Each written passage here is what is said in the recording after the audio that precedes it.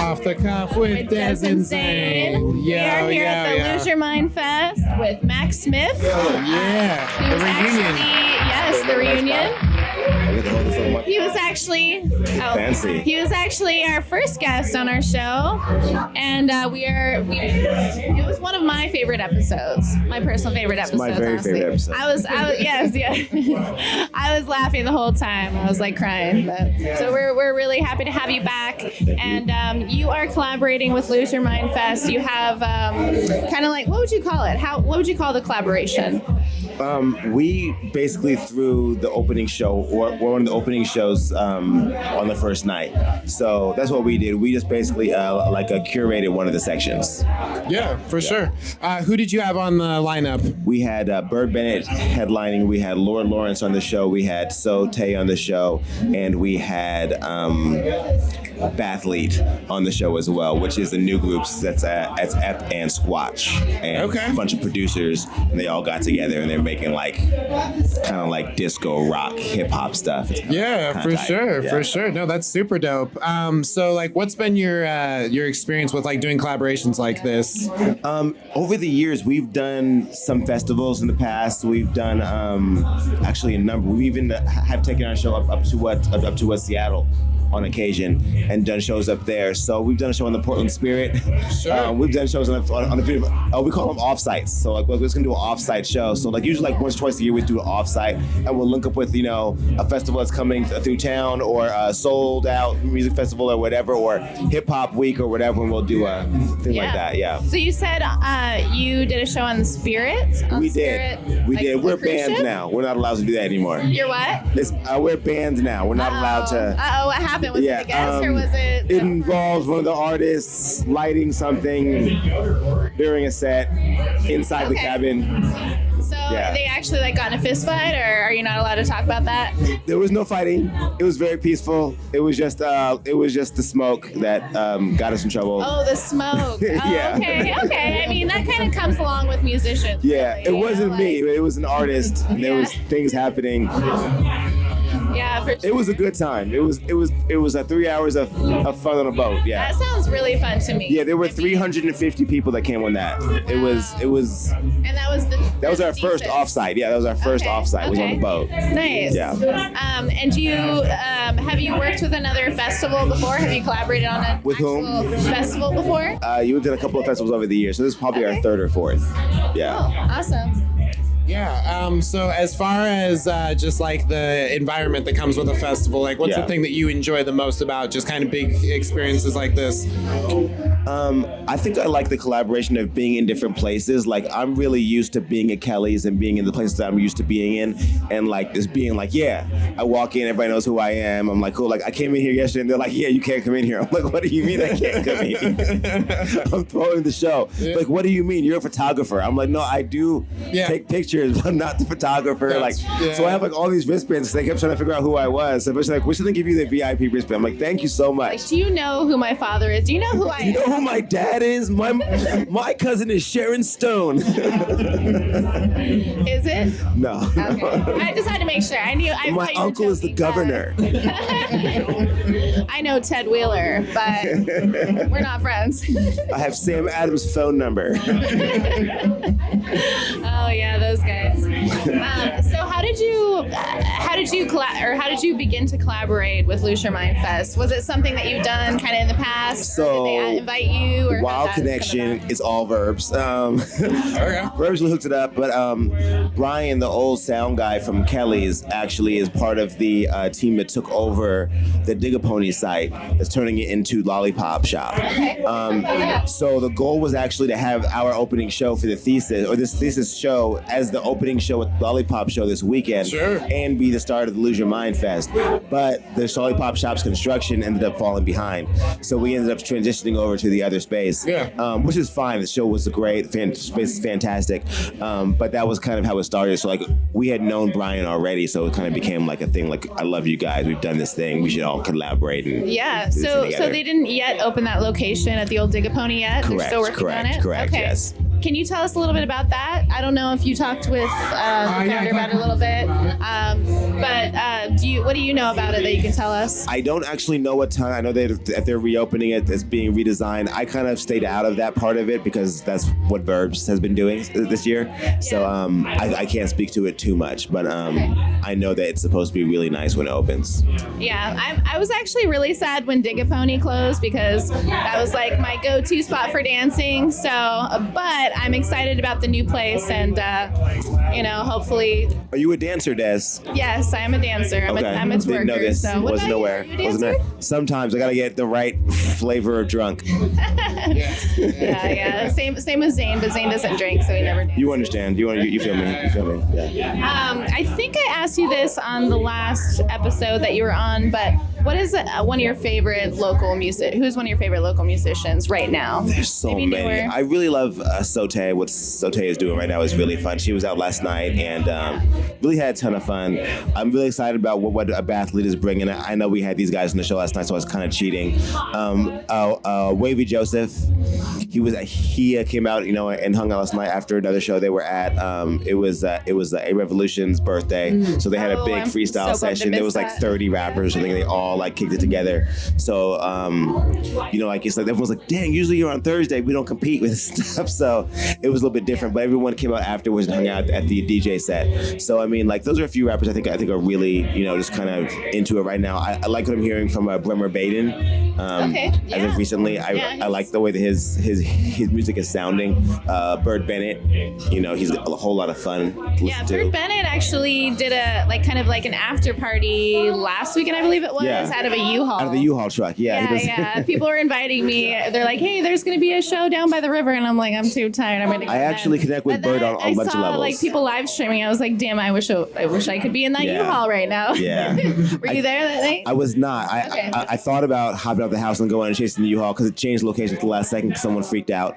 But I see Bird all the time because he also works at the hoop shop, Back to the Basket, that Troy owns, and that's a great spot as well. So we connect over there as well as at Hoops in the Park, and so we do a lot of different stuff together. Yeah. On top of the hip hop. What's your favorite thing to do with rappers outside of when they're making their music? Basketball, man. Basketball. Gotta go hoop with the rappers, man. It's always fun. I follow you on Instagram, so I see you balling all the time. Yeah, balling and drinking. Balling and drinking. At the same time, or are these separate activities? Usually separate. But if they're really cool, then you do both. I got old ankles, so I try not to. If they're really cool, I'm not. No, definitely not. No. If they're less cool, then probably. Yeah, exactly. No, that's super dope. So what keeps you busy when you're not, producing and stuff like that? Dadding, mostly dadding. Okay. Dadding is my main. Sure. What does dadding look like? Dadding looks like making bottles, putting kids to bed, singing songs, reading books, watching cartoons, laying on the sofa, being a jungle gym. Yeah, being a jungle gym. I like getting that. yelled at. Those are basically being a dad. It's watching Bluey. Yeah, I actually love doing all that stuff, and having kids gives you an excuse to do all that silly stuff that you want to do anyway. You're like, I want to pretend like I'm a princess. I'm gonna do push-ups, and you're just gonna sit on my back and act like I'm a killer whale. I do that too. Yeah. That's awesome. I love that. Are your so how many kids do you have again? I have 2 grown children. Okay. And then I have a child as a sophomore in high school, and I have a 4-year-old. Okay. Awesome. Yeah. And do any of them make music? Or, do they follow in your footsteps? No, my younger son, who's 19, he dabbles in rappery, but I wouldn't say he makes any music or anything like that at this point. I love the words that you're making up today. I'm going to have to use them later. Rappery. Love it. Okay, I'm trying to think of something that we didn't talk about in our last interview, and we have some new segments. We've kind of gotten our shit together a little bit since last time you were on our show. Got you. So one of our questions is off the record, where we talk about something that you haven't told anybody, something new that's coming out, like a project. That you can release, but if not, if you want to keep that stuff under wraps, something that people don't know about you, like dirty little secrets or something.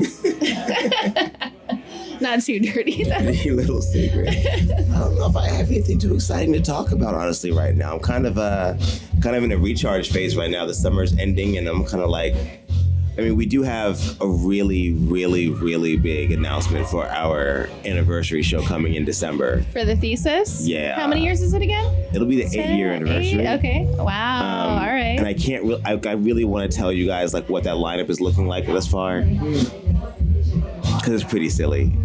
It's like, dang. You don't have to say. You don't have to say. I would definitely say look out for that lineup coming up. And what's the date on that? That'll be December, whatever the first day in December is. I feel like Santa Claus might be there. Yeah, Santa Claus will not even be secret? able to get in. Wow. Like he's not going to be on the list. They're going to be like, he's going to be like, ho, ho, ho. They're going to be like, on the naughty list they're going to be like, bruh, sorry. We know who you are, but you know, the list. Gotta follow the dress code. List.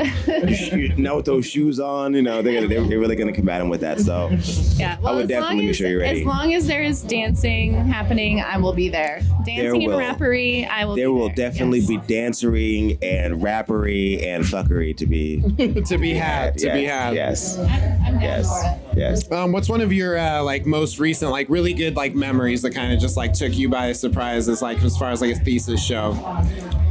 You know, I love to go back to it. I've had a lot of great memories of Thesis recently. A lot of new memories. When Bathlete came and did a guest set a few months ago, was just absolutely amazing.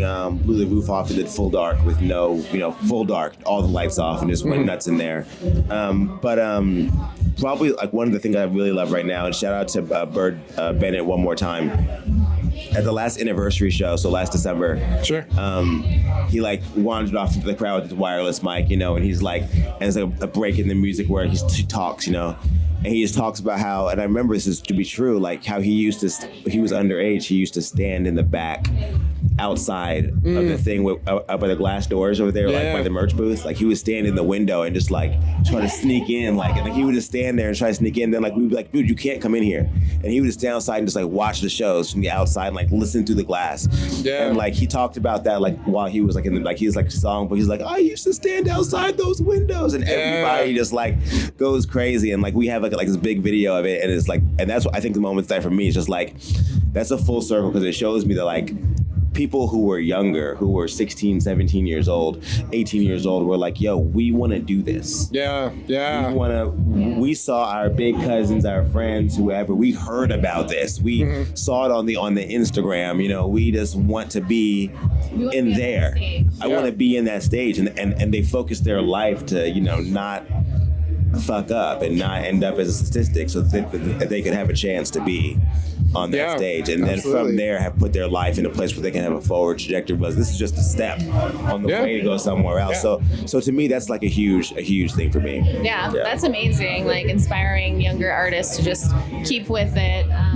That's really cool. So can you tell us a little bit about your magazine? Because I don't think you talked about it a whole lot on our show last time. I did. Is it just music? No, reality here is music, culture, politics, local Northwest. That's pretty much kind of where our focus is, like on Northwest issues and things that impact us as a community. Hate to say I haven't really been terribly on top of it the last month or so, but we just did drop an article yesterday about some conferences and some things about the Web3 work that people are about Web3 things. Web3 things people are doing, so NFTs and all that kind of work. So people are doing work in that space, some people of color.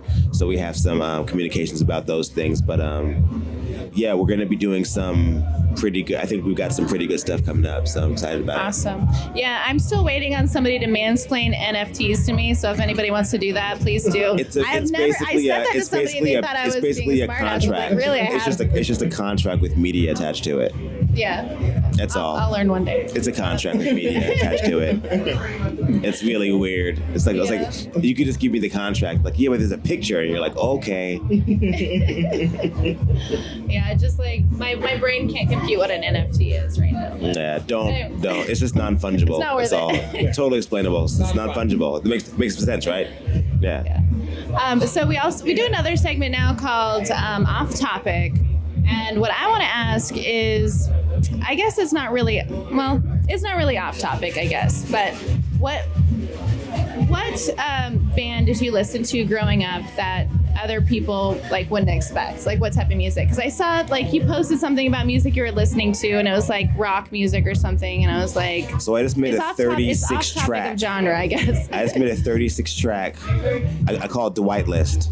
The what list? I call it the White List. DWYGHT. Like white people listen to this? The White List, and it's just the White List, and it's just got 36 tracks of all white people music that it's white people music. I mean, it's music made by white people that I love, and so it's like somebody I used to know, and like like it goes to like it smells like Teen Spirit, and it's any like ABBA on there? I don't have ABBA on there. Like ABBA's not really my speed. I do have some Wilson Phillips, Hold On, things like that. So I definitely get in there.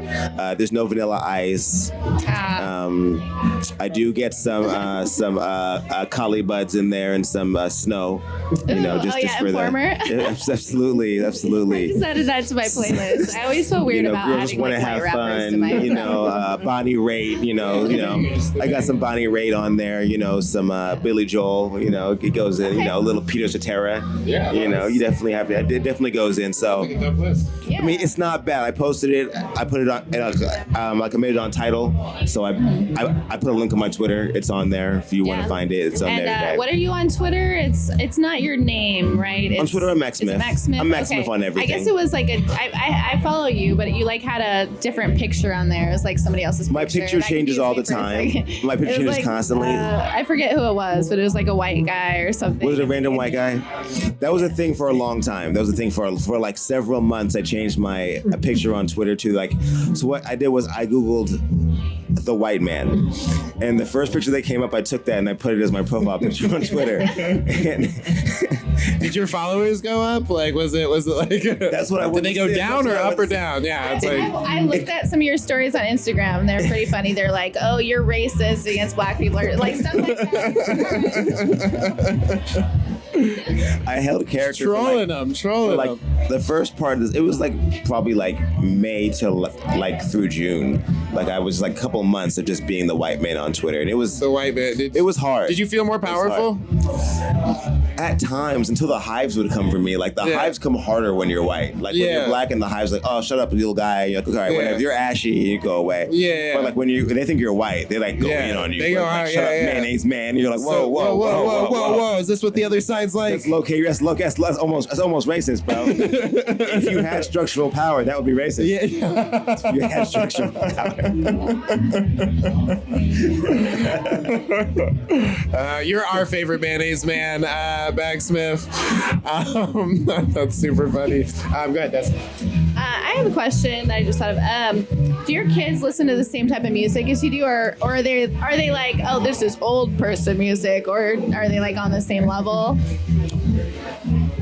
It fluctuates. I always joke that my kids just listen to Drake. Like, you guys just all just listen to Drake music. He's one guy who we're trying to get on our show right now. Drake, he's hard to get a hold of.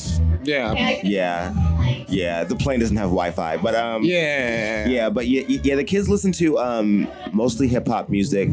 They listen to younger hip hop music and younger R&B. So they're like more so like where I would listen to like I might be in the car listening to like Conway and Lambo Lawson, and they're like they actually were like, hey, Lambo's not bad, bro. You actually kind of like okay. So he's on the in the middle. Like, they were like, okay, I can actually rock with this. Like this goes. This is like it's new. They're like, I'm surprised you like this. Like this. But they listen to like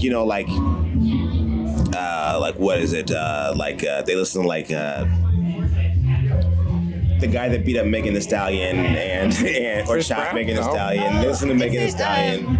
My son knows all the City Girls songs. Like he sings like all and like Flow and like a Glorilla and all that. The guy with like face tattoos, right? Is that you're talking about? That's kind of vague at this point. That's very, very wide. That's like very wide. Red. He's a rapper. He has grills. He has face tattoos. Any colorful guys. They like a 21 Savage. They listen to like I was thinking of other R&B singers like the Bryson Tillers and Gideon or Giveon and stuff like they listen to that. They listen to that, which is all like fine. Like Sure. They also listen to like Rod Wave. I'm like, turn that shit off. Like we. Not in this house. Yeah, we had a road trip recently. We drove to Dallas, me and the teens. So we drove to Dallas and back, and so we had a lot of music. Yeah, an opportunity to kind of just share each other's music. No, we're not listening to that. But it's mostly good though. Yeah. So we're gonna be wrapping up soon, but we have one more question that we always ask. If you were in hell, what song would be torturing you? Like that would, if it was on repeat, what song would they put on to torture you? We're making a playlist after this, so just a Hell Loop playlist. Yeah. You know what would probably drive me nuts? It's not the worst song ever, but it would drive me nuts. And I feel like in hell it would be there. That Rihanna song Work with Drake on it. Okay. Like, I feel like in hell, like that song just playing work. Like, shut the fuck up. Like, that would probably be the most in the. And then Drake's like lifting fire and brimstone. Down. Like, shut up. I hate this song so much. It's not a bad song. Like, if I haven't heard it in like a year, the song is so good. And I feel like by the third time you hear it, like within like 6 months. Yeah, once it loops. Come on again. Everything becomes different once it's a loop. Yes, I feel like. It makes me violent in my head after a while. So, What about your heaven loop song? If you were in heaven, what song would be playing that would just lull you to happiness and sleep? It's wild. One song to make me happy. You know what I would listen to if I just wanted to like just be happy and serene forever? I'd listen to Deborah Cox's September. Okay. Yeah. Dope. Yeah, we got ourselves a Heaven Loop playlist. Oh man, I can't think of a single song right now. The weird song that SpongeBob sings, and that's when he's like slinging out the Krabby Patties. Tiny Tim. Yeah, sure. Why not? You said quick. All right. Yeah, that's that'd be your hell loop song. Mine would probably be Enya, just because it's like very peaceful and like it usually doesn't have very many words. That's like the Maxwell song. The one's like doesn't have any words. Just All right. Well, we're going to be wrapping up here. Is there anything else that you want to tell us? Nah, man, we out here. Thanks so much. Shout out to the festival. Shout out to the Thesis. Shout out to DJ Verbs and everybody that helps out with the Thesis. Shout out to all the artists that are a part of this. I have no idea where the camera is, so I'm just looking everywhere. And shout out, to you guys for holding it down all weekend. Shout out to you always. So thank you. Thank you. And also, if somebody wants to be on the Thesis, do they reach out to you or do you reach out to them? If somebody wants to be on the Thesis, that's nice. No. Doesn't mean they're going to be on if they ask. No, absolutely. You can always reach out to me. People always do. It doesn't mean that I can get you on, that I'm going to get you on there. I can. Right. It doesn't mean that I'm going to get you on there. Really, the Thesis being booked is all about feel. It's all about opportunity in the moment and making sure that we're kind of representing what is going on currently. So even planning more than a few months ahead sometimes is like a headache because we don't want to expect anything, that the person is going to be popular or that their album is going to be good. Like, hey, album coming out, is it good first before we book you for a show? Let's do it first. So a lot of that is because it comes down to not a matter of so much as like as it's a concert where we want to give people a product, so we're trying to put curate a product. So you can always reach out to me. You can always reach out to Verbs, and we'll definitely have you on the in the brain. Awesome, dope. Well, we appreciate you. Thank you so much for joining us. Yeah, absolutely. Thank you guys so much. Yeah, your socials real quick. At Mac Smiff on everything. That's MACSMIFF. Okay, awesome. We are here at the Lose Your Mind Festival with Mind Parade again. I just realized when I saw you guys that I had seen you at Ron Tom's Sunday Sessions a while back. And at the time I was completely sober, not drinking, which I am again now. But I was like watching the visualizations and like really getting into your music, and I felt like I was on some type of drug or something. Okay. I was just like really getting into it. That's a compliment. Yeah, no, yeah. It was fun. I hope it was. I enjoyed it. Yeah, it definitely was. It was on the good kind of drugs. Yes, it was the good kinds. Good part. So as far as like genre, what would you self-describe as? I'm sure there's been some things thrown around, but something that you heavily identify with. And I'm curious to hear just from each of you what you think this is best described as. I think the music is definitely influenced by a wide variety of genres, but generally we'll say somewhere along the lines of like experimental indie rock or, art rock type stuff. For sure. And what about you? It's pretty much the same. I think we've had conversations about this where think it borders more on experimental art rock sometimes, but then has like very songwriting sensibility sometimes, but then borders on more experimental stuff. Yeah. Yeah, experimental seems like it's a big part of it. What about you? Yep, say the same. Okay. All right. So before I give you the mic, are you going to say that it's also the same thing? Not at all. Oh, okay. Well, okay. Good. Yeah. Maybe close, but I think we've been pretty improvisational in the last couple of years. Through the pandemic, we've really honed in, like just working in the moment and making new things. That's something we've been doing more now, which is super cool. I very much appreciate that. Is we have these little sections that we. It's all free improv, and that's been a real special moment that we've been doing more of. For sure. So you had mentioned that during the pandemic you kind of honed in your sound a little bit. Was it during the lockdown that you felt like you had more time, or were you guys working a lot and making music during that time? Or how do you think it affected overall? I started writing a lot more during the pandemic, just writing a lot of new stuff that, because we weren't playing shows, we weren't meeting weekly or even bi-weekly as a band as much. So I spent a lot of time in the studio. But one thing that we did do was a live stream show for the Creative Music Guild, which is kind of a free jazz / avant-garde music entity here that brings performers through Portland. And what was that called again? The Creative Music Guild. It's run by Mike Gamble. Cool.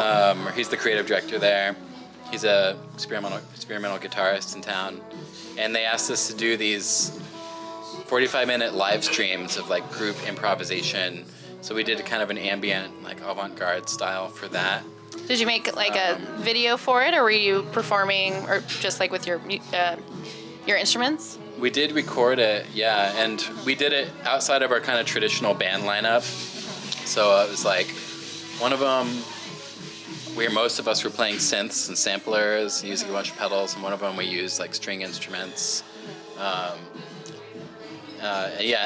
was a way to explore that kind of group improvisation aspect, I think, outside of the song structures that we're usually playing at shows. Yeah. For sure. So as far as you said that you used a lot of samplers and synths and stuff, are you trying to mix both that and more stringed instruments and stuff like that? Are you trying to blend that, or is it still kind of along the same lines?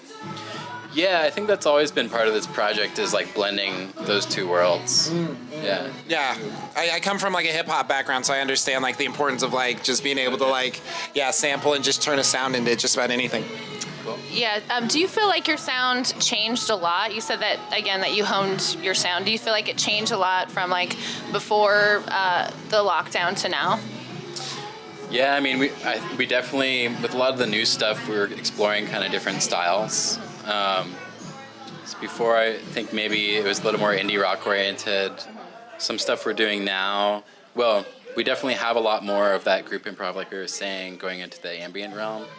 But we're also working on some acoustic oriented material that, a certain album of that style that we kind of focused on during the pandemic. Yeah. So as far as live performances, if somebody has never seen you live, what can they expect besides improvisation, which I think is a really cool aspect? What can they expect if they come out to see one of your shows? I already told you. What will you say? Heavily orchestrated material also. I think apart from all the experimental stuff, there's very heavily orchestrated material played by the string section. My drum parts are very orchestrated sometimes, but have a lot of time to be free. So I think people can expect really tight orchestrated material, along with very moments of improvisation. So it's best of both worlds, I think. Okay, excellent. And what about you? Yeah, when people ask me about Mind Parade, I basically just say the ensemble, because it gives you sort of an idea, because the ensemble's a little different from normal ensembles, and so, and I just, that's kind of what I do. Yeah. And I just want to say that you guys are amazing at your instruments. I was just blown away. Everybody just you didn't really have a solo when I watched you, but it was everybody performed really well together and also separately. I was just really impressed by your guys' artistry. So. Appreciate that. So off topic a little bit. This is something that we've kind of been asking. Like, what kept you busy during the pandemic? So if you were working on music, that probably kept you partly busy. How do you kind of keep yourself busy when you're not working on music? Well, that first summer quarantine, I did a lot of just like biking and swimming around the city. Okay. I was biking around and listening to a lot of vaporwave, actually. I love vaporwave. Just kind of like getting, I think, in my own little pausey head zone during all the craziness. For sure. What about you?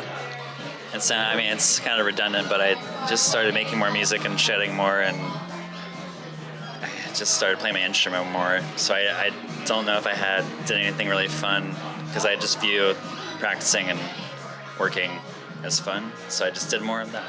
Yeah, no, definitely. I mean, I think that, given all that time, there was like a lot more time to kind of get better at your instrument. Yeah, without feeling bad like you're neglecting people. What about you?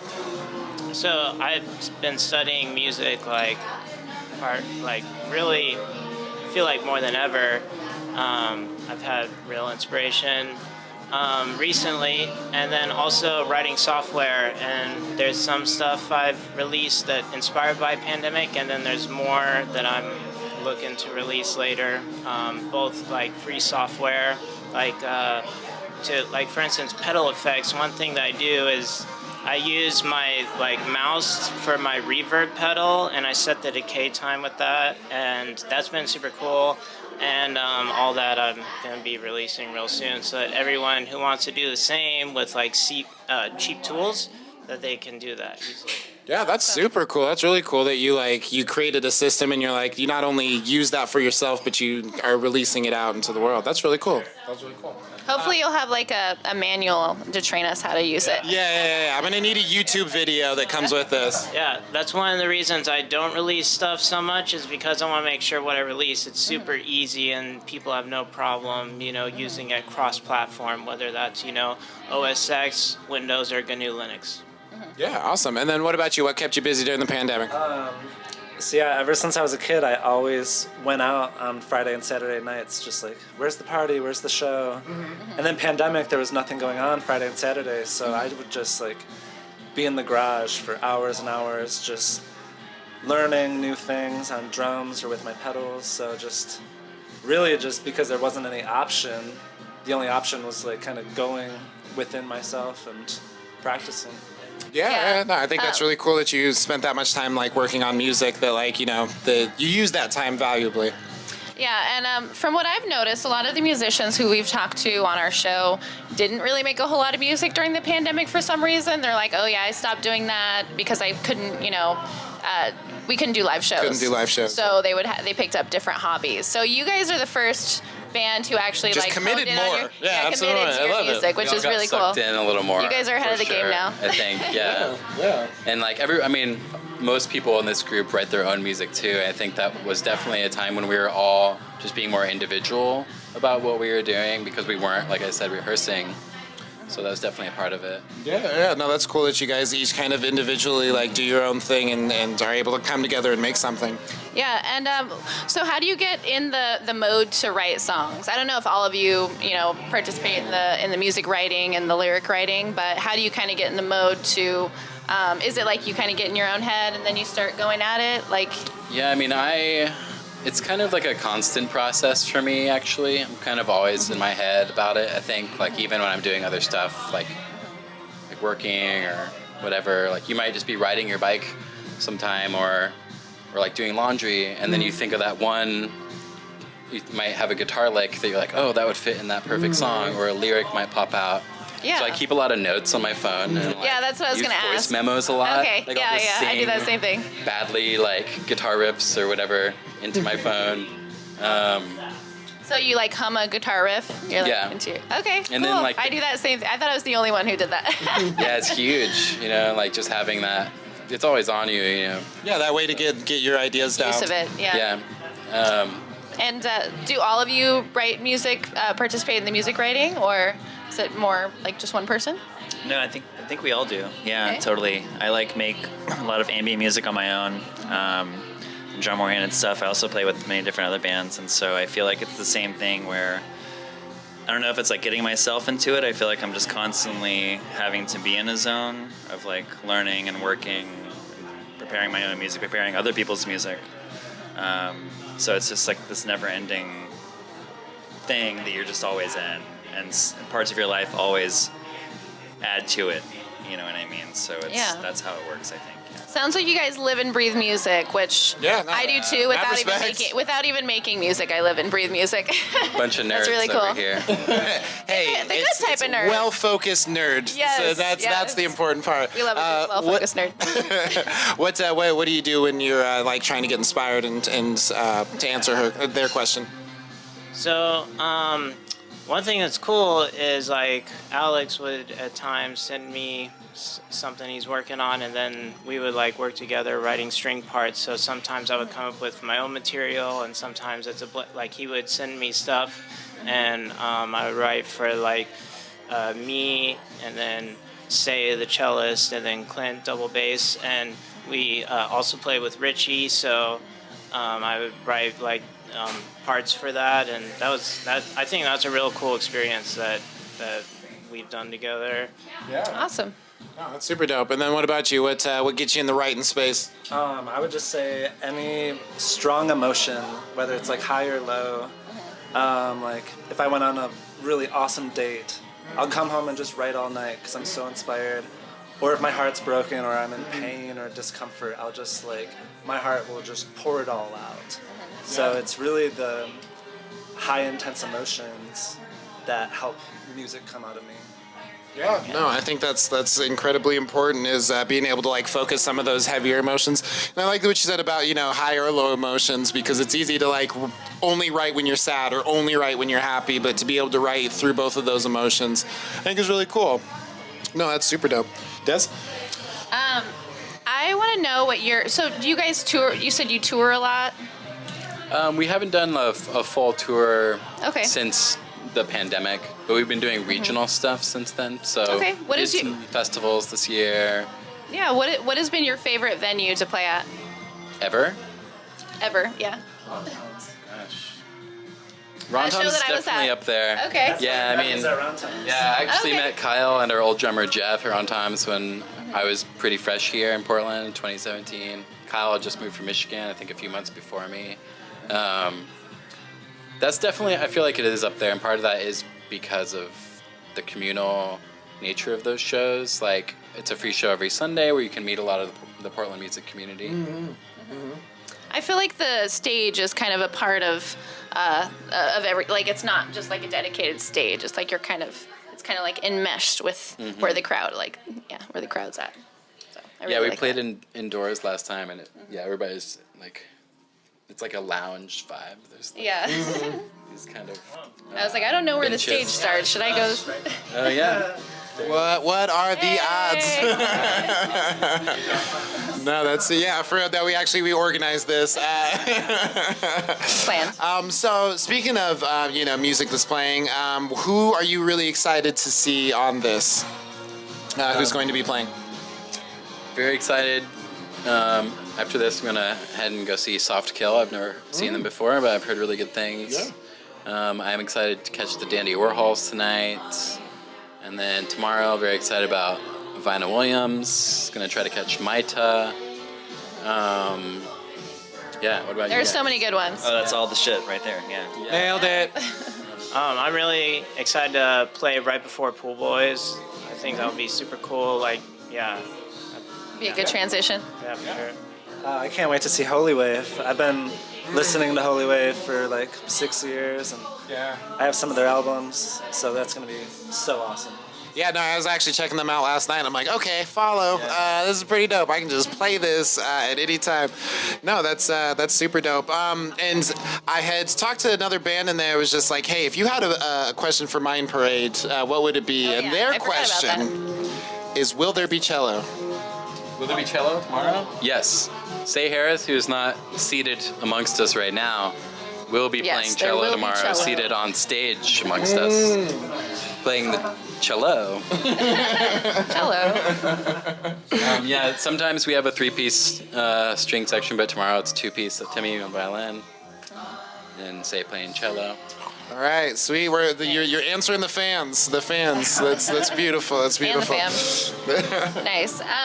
So we do a segment called Off the Record, where we are hoping that you'll tell the world something for the first time on our show. The world. Either about like a new album or like a new project. If not, just like a dirty little secret, I guess. Yeah. Could be your favorite cereal. Yeah. Okay. What was yours? Oh, you mixed cereals. That was it. Oh, no, it's going sideways. So what? Too secret. Okay. We're not. Yeah. Okay. I'm going for that. Yeah, you could go like, Yeah. mid-range Service level secret. Yeah. It's like a clean little secret. Clean secret. Are there any clean secrets? Well, I do. I have a clean secret actually. So I have some hear shampoo that I've been using that I found on the sidewalk. It was in one of those free boxes. Yes. And I was like, it's actually nervous. really nice shampoo. It's like shea butter. See? That is a very clean secret. That's a clean secret. That's But a you very had to, clean like, secret. but you had to like smell that it might be first, though, something right? you might not want to tell somebody. Like, I found my shampoo on the sidewalk. That's true. I told my mom that, and she was like, well, I hope it's okay. I hope it's not drugged or Somebody laced your shampoo. That would. hair falls out. Yeah. It's flammable. It makes it more flammable. It's good so far, though, right? It's working out well. Your hair looks great. Yeah, So, your hair looks great. It's good. It's working. All right. What about over here? Do we got any clean secrets, dirty secrets, small secrets, big secrets? Raise your hand if you've got one. How about that? Moving. Moving. You can't. Yeah. We already he's tried, and I sharing his appreciate secrets. you. I Okay. appreciate you. Okay. Dope. No, but okay. I'll drop a little hint here. Okay. We're finishing an experimental record that will be a surprise release in So the pay next attention. month. Okay. No Awesome. promotion. We're just gonna drop it. Oh right. snap. Are Okay. they going to be Those like eyes and special? Oh wait, you can't tell anymore. Never mind. I can't ask any more questions. I'm done. That's all I can say. All right. Well, we are excited. We'll be paying attention. I have another question for you. I have so many. What is a band who inspired you growing up, or like your favorite band growing up? I mean, for me, there's like so many. I mean, outside of like the obvious, I feel like classics, that people always say. Well, what are they? Because I said the Strokes, and Zane had never heard of them before. Oh, okay. What are the classics? Like, I was definitely into classic rock and stuff, so like, the Beatles. Okay. And You've Jimi heard of them, Hendrix right? inspired me a lot. But outside of that kind of canon of music, one band in particular that is on the more jazz fusion side of things is Mahavishnu Orchestra, that I got very inspired by in high school. My dad introduced me to their records, Birds of Fire, and that's led by John McLaughlin, the jazz fusion guitarist, and it definitely kind of opened my ears to the possibilities of rock-based music outside of some of the language that's used in like the more pop classic rock. Yeah. No, that's awesome. Like music I've been listening to lately, I guess. Is that Sure. Just anything that you found influential. I'm listening to a lot of like Japanese, like ambient music from the 80s and 90s lately. And there's this guy named Susumu Yokata, Oh wow. and I've really been into his stuff lately. Like the past couple of years, actually, like pretty incessant, and it's incredible. So good. Really good. I love it when somebody picks something obscure, because then it's something that I could listen to that I've never heard of. So for me, I have all kinds of different influences, and that's always been changing throughout. So then one thing, Birds of Fire, that is also an influence for me. And so Mahavishnu, when they started, they played with violin as well. So Jerry Goodman is on Birds of Fire, and then later they played with Jean-Luc Ponty, and two really cool violinists in the 70s that were working in this jazz fusion world. And so, like, there's Stefan Grappelli, who kind of started this like jazz violin style, and then there's this whole world of like violinists who are playing like different kinds of music. When I like started out as a little kid, I was like into Yasha Heifetz and like the straight, like the classical world. And so that, you know, keeps changing, and now I'm interested in like African music and some of the instruments that I'm learning about, like the zeze. It's a crazy instrument that they put in like a gourd and they start bowing bite cables, and it's super cool, the kinds of stuff, and that's the stringing music I'm listening to now, and yeah. Yeah, no, it's really anything that sounds kind of like my name, I am already a fan of. I'm like, it's African and it sounds like Zayn. This sounds sweet. And what about you? So there's 2 CDs I listened to for years. In my car, I would listen to Harvest Moon by Neil Young, just like on repeat, and then I'd listen to Sketches of Spain by Miles Davis, and I would just listen to that CD almost every single day for a good 2 or 3 years, and yeah, it's really a part of my life. Yeah, definitely. It'd be hard to listen to something that much and not like gain influence from it. Yeah. Yeah, I'm that way too, where I will just listen to the same like 10 songs over and over and over again, and like people who, you know, are around me when I'm playing my playlist are like, "Didn't you just hear this song?" I'm like, "Yeah, like 10 songs ago." 10 songs ago. I want to ask. I think we're going to wrap up soon. I don't want to take up too much of your time because I'm sure you guys are busy. But what is your favorite thing about the Portland music scene? Honestly, my favorite thing is just how I feel like the people who are involved in music here are really doing it because they love music. It's a very kind of like open community. It was easy to come here as an outsider. I've been here for about 5 years, but it was easy to come here and just start playing shows immediately, meet a bunch of enthusiastic people, and feel like, you know, there's not a lot of barriers to entry in a lot of the venues. So yeah, like the sense of community, but also there's a quality to the music here that is unique. I think people are interested in doing something that might be a little bit outside of the box. People are like, there's a lot of music nerds here. There's a lot of heads that are interested in, you know, more experimental side of things. So yeah, the communal aspect, but also the quality of musicianship that's in that community. For sure. What about over here? There's a lot of support that you find in the music community here, which like I moved here from Los Angeles, and even though it's very supportive there too, it's very different. There's so many different support groups and so many different cliques and all this stuff where like I feel like the music community here is a little bit more tight-knit, which is cool in many different ways. It's very different, but I really enjoy that.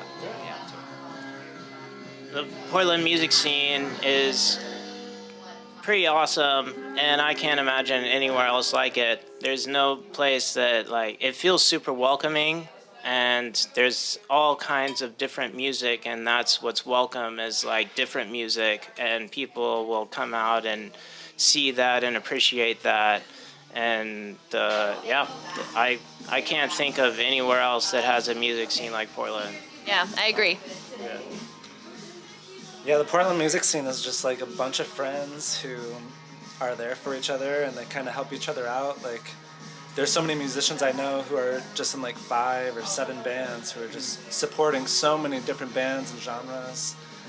So yeah, I'm really thankful to meet the people who have supported us and who I've learned so much from. Yeah. Wow. Yeah, definitely. I feel like that's been like the same across the board, like, you know, the community and just like the support, I think, which is a big, you know, it's really important when you're making music and like, you know, creating something that sounds different than anything that's ever been made. But you said that your friend is in, or like, you know, a lot of people who are in like 7 or 8 bands. Wow. I'm having a hard time just making my own music. Are you guys all in multiple bands? I think most of us are. Okay. I'm personally not. This is my main kind of songwriting composition project. So it's kind of my main outlet for music, like, or at least like this type of music. Occasionally I sit in with Brandon's project, which is called Early Founder, and it's like an ambient, and sometimes I'm like a sideman for him too. I'm in like 6 different bands right now. Whoa. So, but I get hired for drums for different projects, so that's like a main thing. But I have my own solo stuff, and then I have Mind Parade, and then we do like ambient shows together. Then like there's different iterations that we can like form with this band and with the other bands that I'm in. So it can be like 10 or 12 different bands, really. So it's really fun. Yeah. Last week I played with Early Founder, and that was a cool show. And we did this like, cool show. And then also like I have my own band, GNU Linux Loves All, and that's like about finding more free software in our lives. And it's and it's also I use some different tuning of music for that one. Yeah, and right now I'm only in 2 projects. I play bass in Mind Parade, and then I write and play guitar and sing for my project called Pulsa. And I was in a group recently called Non-Binary Girlfriend, and we just recorded a really sweet album. Anais writes all that music, and they're just so incredible. But yeah, 3 bands was too much for me, so I had to step back and hand it over to this new guitarist, Oak, who's amazing. We just love music. Awesome. I love that. I love that for you. I love that for the community. Love it for you guys. Yeah, absolutely. Yeah, so we'll be wrapping up soon. Can you maybe shout out your socials? Your social media? Yeah. 29126. Just kidding. It's so stupid. I'm going to test that out. Yeah. There's only a few possibilities after that. Our Instagram is mindparade0. Mindparade.us is like our general website. And we're on the Face Space. We're on the MyFace. You can find us on all the streams. And YouTube? On the tube. You're on YouTube too? Awesome. Yeah. Amazing. Well, this has been another episode of Off the Cuff with Des and Zane. I'm Carissa Des. I'm Zane Thomas. And we are at the Lose Your Mind Festival with Mind Parade over here. Absolutely, yes. Thank you guys so much for joining us. Thank you for having us. Absolutely. Happy Lose Your Mind Fest. Happy Lose Your Mind Fest to you as well, sir. And make sure you give them a follow because they have that new secret record coming out within a month or something. Yeah. Peace out. Keep it out. Hello. Hello. We're all in here. All right, cool. This is at Shadowgraphs. Yes, this is Shadowgraphs. So, just so I can get an idea of who I'm talking to, let's go around the circle and just introduce ourselves and what we do. Okay, my name is Brian, and I'm a guitarist and one of the lead vocalists in the band. Yep. My name's Wills. I'm a guitarist and also lead vocalist. My name's Tyler. I primarily play bass in the band. My name's Sean, and I play the drums. Okay, dope, awesome. So how long have we been together as a band, playing together? Are you interviewing me? Yeah, so this is what's gonna happen, Brian. We've been playing for like about 5 years. We were initially from Charlotte, North Carolina, and then Brian and I decided to move out here, and then his other 2 brothers decided to move out here. So now it's a band of 3 brothers and I playing out here in Portland, Oregon. But yeah, we've been a band for like 5 years now. And how do you think that the music scene in Portland is different from your hometown? Wow. Well, our hometown's a little smaller, tight-knit kind of scene there. So it's definitely more diverse here. And I feel like there's a lot more music venues here as well. So it's pretty cool.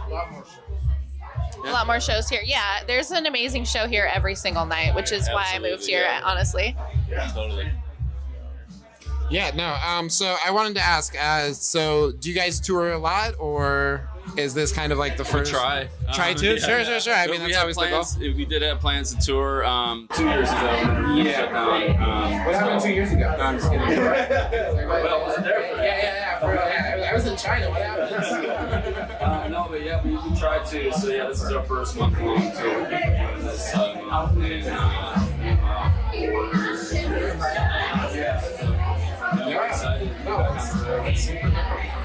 So what is your wildest story being on tour? wildest story. Yeah, Austin was pretty.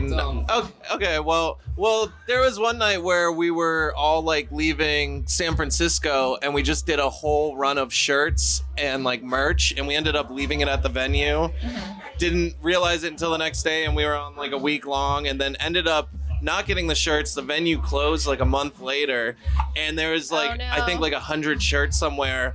So all of us are like, I hope to hell that there's just like a community of people that somehow got a bunch of free shirts and have no idea about our band and are just like walking around. But yeah, that was a pretty wild one. It's still not our wildest story, but we won't tell that one. You're not going to tell that one. We're going to keep it very kosher here. All right. Well, we have a segment called Off the Record where we talk about something that you haven't told the world yet, maybe releasing something or talking about your wildest story. But it could be anything really that not a lot of people know about you. Like Sean?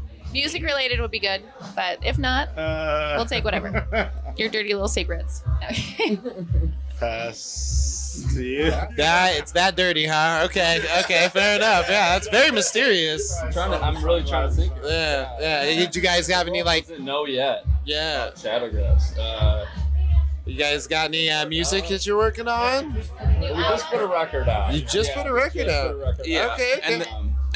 And this is our third record, and it's self-titled, so it's Shadowgraphs. And yesterday was our tour kickoff show, and then Monday we're heading on a 30-day long tour, 27 shows in 30 days, and we're doing the whole U.S. No, that's so super it should be dope. fun. Yeah, no, that's super dope. There'll definitely be some more stories from this upcoming tour. Yeah. You better come back. Yeah, you'll have to come back and tell us those great. Yeah, exactly. We'll be waiting in this room, actually. Right. We're not allowed to leave. We signed an agreement. No one else is laughing right now. Yeah, exactly. Yeah, it's like everyone's just like, yeah, we really can't leave, though. So we also like to do a little segment called Off Topic, just so we can get to know you guys a little bit better outside of music. So what keeps you busy when you're not working on music? Oh, wow. Thanks. Brian's actually kind of a big collage artist. Okay. Has done some pretty crazy stuff for like Wu-Tang and Edward Sharp and a lot of Warner Brothers. Based stuff for some bigger artists, yes. Okay, that's pretty dope. Which is cool, yeah, it's awesome. Yeah, okay. It's not all the time, but it's really rad when I get to work. Is it like for their album covers or like posters? More merch related, so shirts and very cool. Just clothing and stuff. Well, maybe you can make us something for our t-shirts. Totally. How would we find that if we wanted to find out some of your art like that? Just Instagram right now. Instagram, just go through. Okay. Yeah. Shadowgraphs? No, not Shadowgraphs. If you look up Brian Olsen Collage. Brian Olsen Collage. Yeah. Brian Olsen Collage. Yeah, absolutely. I'll take 10%. You can be our PR person as well. Okay, that's super dope. What about you? What kept you busy? I do graphic design on the side, working at an agency. I do a lot of like Nike work and random stuff. So I'm kind of always working in a creative realm like Brian, doing stuff. I don't know. I feel like when it's not music, it's always just like making something new and weird and cool. But yeah. When I'm not playing music, these guys, I. So you're not into music? What's that? I'm not playing music. Oh, okay. When I'm not playing music, I like to ride bicycles and take pictures. And cool. Also, these guys are undermining the fact that they're actually also into recording music, which is also another thing that takes up a lot of time.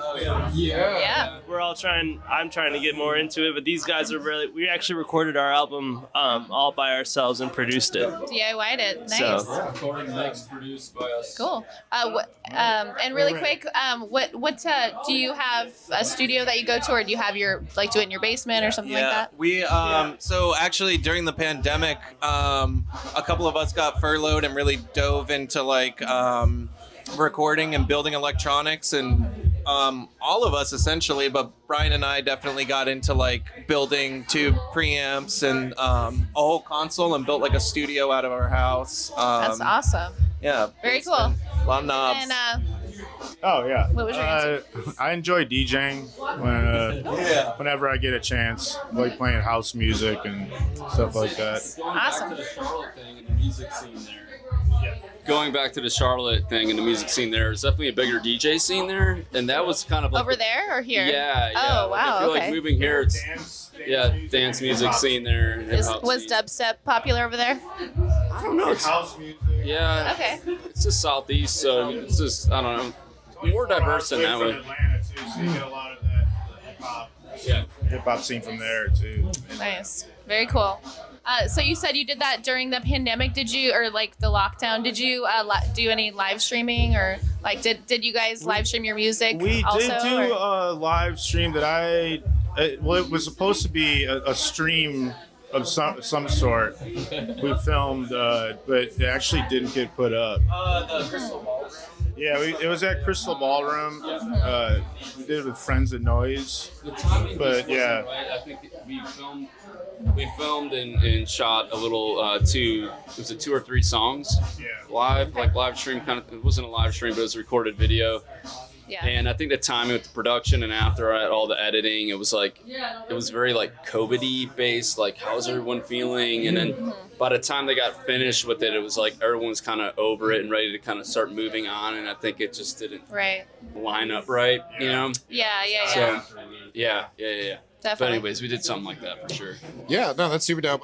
So the thing I wanted to ask you about next is as far as like working with, coming to this festival, who's somebody that you're excited to work with or to watch perform? Oh gosh, a lot of bands tonight. We have a good friend that we've known for a while and played a lot of shows with, Vinyl Williams. His name's Lionel. His grandfather is why am I blanking on it? John Williams, who did like Indiana Jones, the theme song, Star Wars theme song. What? Pretty crazies. And we didn't, or at least I didn't realize that until like a while after meeting him. But a lot of his music's amazing, and we always love running into him. Yeah. Same with Holy Wave. We love Holy Wave's super dope. Yeah, I checked them out the other night, and I was like, okay, I can vibe with this. Yeah, this is dope. yeah. This is dope. What about you? Who are you most excited to? I would say Holy Wave. We are here with the band. Go ahead and say it. 1, 2. Ready, go. The Macks. Beautiful. You actually said that to the Macks. Like that was really impressive. Volume maximized. So just so I can get an idea who everybody is, you want to go around the circle and just kind of introduce yourself? Just let me know your name and what you do. I'm Ben. I play guitar. I'm Sam. I'm the singer. I'm Aiden. I play a 4-string Fender Precision bass. I'm Jake, and I play the keyboards. I'm Joseph. I play drums. Perfect. Well, dope. Welcome to the show. So is this your first festival that y'all have done, or are we the set? We played Tree Fort earlier this year. Okay. I think that was Country Fair, Oregon Country Fair. Okay. So this year we've started the festival run. The festival run. Yeah, Okay. What's a hurdle that you've kind of come into so far with doing festivals?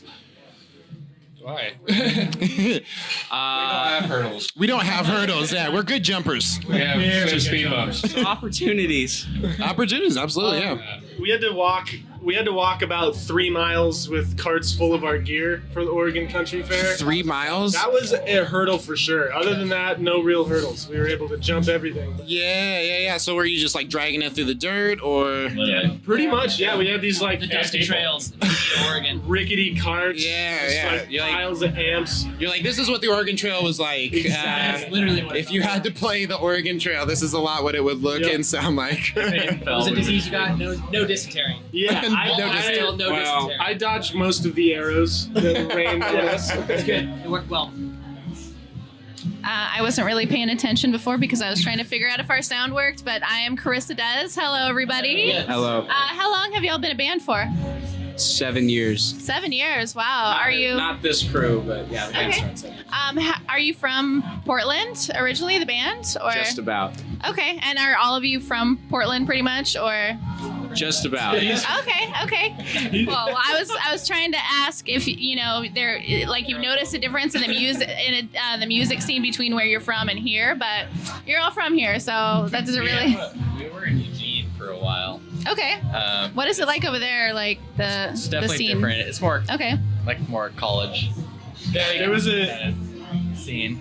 Yeah, no, go for it. there was a huge boom of like 2 years while we were in college where Eugene they'd have house parties where there would be like fucking 400 kids. Oh wow. Like just That sounds like fun. destroying a property. I love that. That's kind of how we all met, just like destroying people's houses. Hell yeah! I might have been at one of those shows. No, actually, I've never been to a show in Eugene, so I definitely wasn't there. But I've been to shows like that before. Yeah. Is that what you prefer, like chaos at your shows, or do you prefer like a very like more like calm environment? Mix, you know. Yeah, we like crave chaos, and then chaos happens, and we're like, I wish we were in a green room, in a club right now. But when you can make chaos happen in like a venue, that's like the best, I think. Yeah. So I don't know if you watched the Woodstock documentary. Did you guys watch 99. that? Okay, what would you do Literally if last like night. what if you were Limp Bizkit and you started that riot there? What would you do? Because he was just like, all right, he had the choice to stop it and like rein in the energy, but he was just like, all right, we're about to break shit, and then everybody just started rioting and going crazy. Well, you Like, can't started- blame a bear for being a bear, and you Well, can't blame yeah. Limp Bizkit for being Limp Bizkit. I literally watched I mean, yeah, you can. I mean, they came there to do a job, and they did it, so you can't really fault them for that, I guess. Fair enough. So if people haven't seen you live before, what would you say your defined genre is? The self-defined genre, not like what's been put on you. Like, what would you say you're the closest to? And I know genre is a really hard thing because it's like, yeah. But what would you say? we just finished recording an album, and we've obviously all listened to it a lot of times, and the closest thing that I could come to is pop prog rock. Pop prog rock. That is hard to say. There's like a lot of stuff we do that's kind of like hooks and accessible melodies and stuff. Yeah. And then we jump into really brutal chaos and weird time signatures. I don't know. Yeah, I'd actually like to hear everyone else's. Yeah. Never That's really. not a bad. He's like, that's what I've been playing. Hopefully that's what you guys are doing I too. saw his face. He was like, really? But our live shows tend to be quite a bit different than the recorded music, actually. Okay. Like more is there more energy at the live shows? Like a little bit more We put a lot of chaos? energy into recordings, but it's a lot. It's pretty indulgent, I guess. Okay. We jam live. Yeah. And we jam a little bit on recordings, but we definitely expand Jam. live. Yeah. All right. What is the hardest thing about being in a band with multiple people? Would you say that it's like getting along, or everybody showing up to practice, or I don't want to start drama, but it just Google be like Calendar. Me too. Who do you hate? Scheduling. No. Scheduling, Very yeah. important.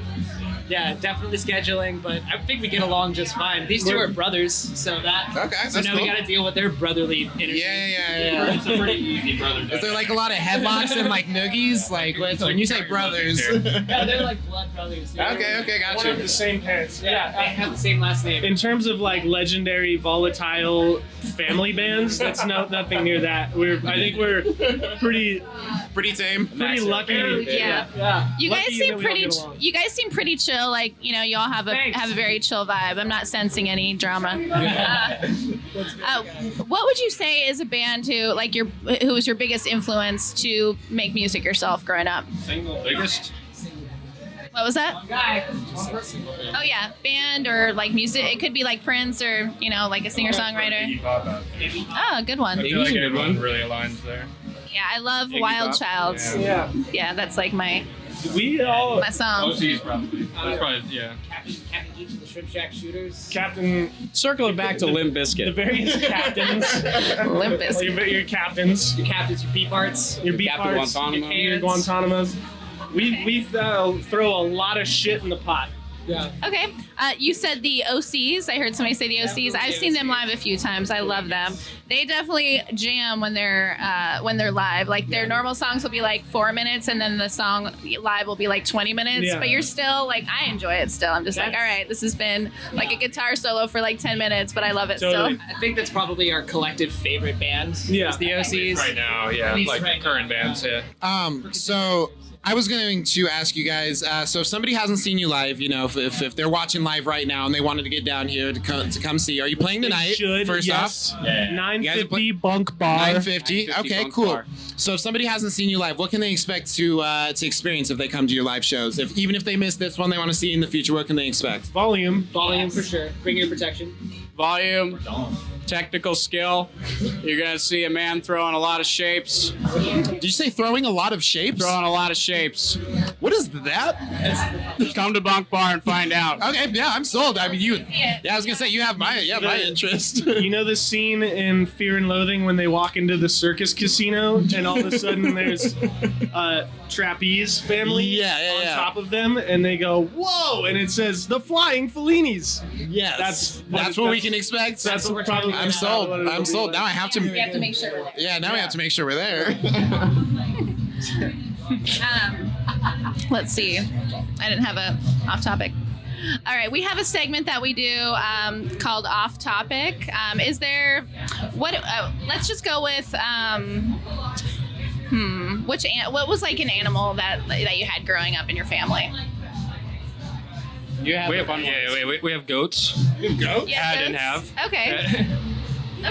Chickens, you know. We've got Chickens. A couple bunnies. It's like a farm that doesn't produce anything. Just cuteness. I had a goldfish named Killer who lived to 11 years old. Killer, if you're out there, I'm sorry. I had a snake named White Horse Willie that I fed Wow. goldfish to. Oh my god. So maybe that's where Killer went. There was a Saint Bernard. I'm a vegetarian. Now you're a vegetarian after that? We had a Saint Bernard named Sir Moose of Rocky Mountain Coors. That was a good one. Rest his soul. God rest his soul. God rest his soul. Rest in peace. Joe. I had a lizard. It ate dirt and it clogged its digestive system, which made it so that it couldn't, poop and couldn't eat, and then it starved to death. I was like 11. Oh no. That sounds like a sad life. Let's talk about the deaths of all of our childhood pets, shall we? Let's get to family members too, you know, like. Do you guys do a lot of touring, or do you mainly perform here in Portland? We tour as much as we can, which is pretty often, a couple times a year. And what is like your wildest story from being on tour? Where'd you get that? Oh, gift bag. Gift bag? He's like, yo, I've had those the entire time. What do you mean you guys haven't noticed? Implants. I said, where'd you get bone? We're asking all the hard questions. Oakland, California, 2021. Sam Fulweiler was about 3 feet from getting severed into 2 pieces. What? Oh yeah, our van got smashed into because we were double parked in front of the venue in Oakland. Not our fault. Not our fault. It wasn't our fault. It was a big. How is it not your fault? Well, Somebody smashed into them, right? Yeah. Okay. Yeah. Okay, you got hit. Okay, gotcha. Luckily, I was the only person in the van, but I got thrown over like 2 rows of seats. Ended up in the ER in Oakland. Got discharged without my pants. Discharged without your pants. Did you not have pants when you came there, or did you leave there without pants? ER with pants. Yeah, Exited ER without pants. So, well, you gotta take the pants off so we can look at it. Yeah. No. They just sent me out with my boxers and a brace on my leg, just holding my pants. Just hold. Okay. So your pants were located. They didn't keep. Okay. Yeah. I was just like, Oakland sounds wild. It is. It's a wild town. I think the hospital we took you to was on the San Francisco side, so 3 hours of waiting for Sam in the ER is a long time of drinking wine and waiting in the rain. By the time you showed up, did you put your pants back on, or were you just like, you know what, they sent me out? Van? Yeah. No, because they gave me a fun pill, so I just waddled into the van and laid in the back and cried. Yeah. And smiled at the same time. Hey, isn't that what art really is? Yeah. I still get bills sent to my house from that hospital. So what inspires you to create music, to write music? Is it stories like that, or Go around for this one. That's good. like, are you in the shower and you just like have an idea and then you just reach your arm out and write it, or like? I don't have a specific thing that triggers inspiration for me. It goes in waves, and sometimes when I pick up a guitar, I think the one thing that always gets me is if I pick up a brand new guitar, I will come up with a new idea no matter what. Okay. attention. It's just the only thing that I feel like I have to do, the only thing I can obsess over. So I don't really have a choice. I don't know. Yeah, I relate heavily to that. It's like the only option in life. But when you have enough free time to kill, Like, I have you to sit do down this. with your guitar or your keyboards and just put a little number onto paper. I guess it's not too bad. Stuff only Jake would say. Next. It's kind of, I feel like it's probably the same for everyone, but it's kind of an all-encompassing thing that hasn't really like stopped taking center of my life for. At least since I was like 15. Yeah. Basically, like I haven't stopped thinking about it, and I don't know if it ever will. Yeah. Yeah, there you go. Just talking to the microphones. Yeah, that's basically. And do you all write your songs and the music, or do you all kind of write and then put the music together, or who does most of the writing? We have a pretty cool system going, I feel like. Okay. Yeah, we've come up with a pretty like good way of doing it, where sometimes people come in with a pretty formulated idea, sometimes it's a split second of an idea, but we all communicate very well musically, so with a little effort we can build off each other pretty That's amazing. but no one really ever comes in with like a entire song like this is my Yeah, this is my masterpiece, or nothing like that. Okay. So I just want to ask you guys, who, as far as like artists that you're going to be performing with, or you may not have performed with before, who are you most excited to see? Monster Watch. Yeah, Monster Watch plays right after us. They kick ass. I grew up listening to the Dandy Warhols. That was one of my mom's favorite bands. So sure. Realize them is pretty exciting. One of the brothers from Tonstart's band has been on tour with Mac DeMarco for like 12 years, so wow. No one's really had a chance to see them in a long time. So Tonstart's band's playing tomorrow. I'm really stoked to play with them. What's the name of that band? Very weird. Tonstart's band? Okay, yeah, that's the one. Say it. Yeah. We're gonna listen to this. I know that I put in the first 4 letters, and they're like, "We know what you want," and I was like, "Thank God," because I'm not sure what I'm asking for. That's awesome. And what about you? A local outfit called the Yuvees are playing tomorrow. Yuvees? Very excited. Epic band? to see Okay. Yuvees. Yeah. All right, well, Awesome group. make sure that we check some of them out. We're not doing too many interviews. We'll see some of this. What about you, Blair? Mind Parade. Mind Parade. Actually, we have a interview with them a little bit later. So, yeah, awesome. Do you have any questions that you would want to ask them that we can ask them? We can drop on them later and be like, yo, how'd you know that? Not me. I don't have anything. What's your chess.com username? Chest.com user. Chess. Find me, Lil Stephanie. Chest.com. Chest.com? Makes more sense. Chest.com. So chess.com. With a T. Will there be cello? Question mark. Will there be cello? Question mark. That's my question. That's okay. All right. That's the big question on everybody's mind. Okay. Cool. I guess we should do our next segment called Off the Record, and it's where you tell us something that the world doesn't know, because the world is watching. Do you have like something that you'll be releasing with your band or solo projects, or if not, maybe just something about yourself that nobody knows about, like a dirty little secret or something, We're about to drop a new record. Okay. December. Well, do you have a name for it yet? Yeah. By the end of the year, a new record will be released by us. Secret time. Ooh. Do you have a name for the album yet, or is that like a super top secret? It's called Dodgy Bond. Sorry? Dodgy Bond. Dodgy Bond. Dodgy Bond. All right. And do you have a meaning behind that you can talk about? Yes. So our band is a late 90s Dodge van. And there's a super cool car culture in Japan where they take Dodge vans and they go race them like little race cars. And their culture is called Dodgy Bond, and I thought that was fantastic. That's a sweet name. That's a pretty sweet name. Call it Dodgy Bond. That's fun. So the other question that I did want to ask you, so as far as like touring and stuff like that, what's like your most uncomfortable tour story? Uncomfortable? Yeah. Got one. Shitting in the dog park, Silver Lake. Yeah, that's a good one. Yeah. What was it?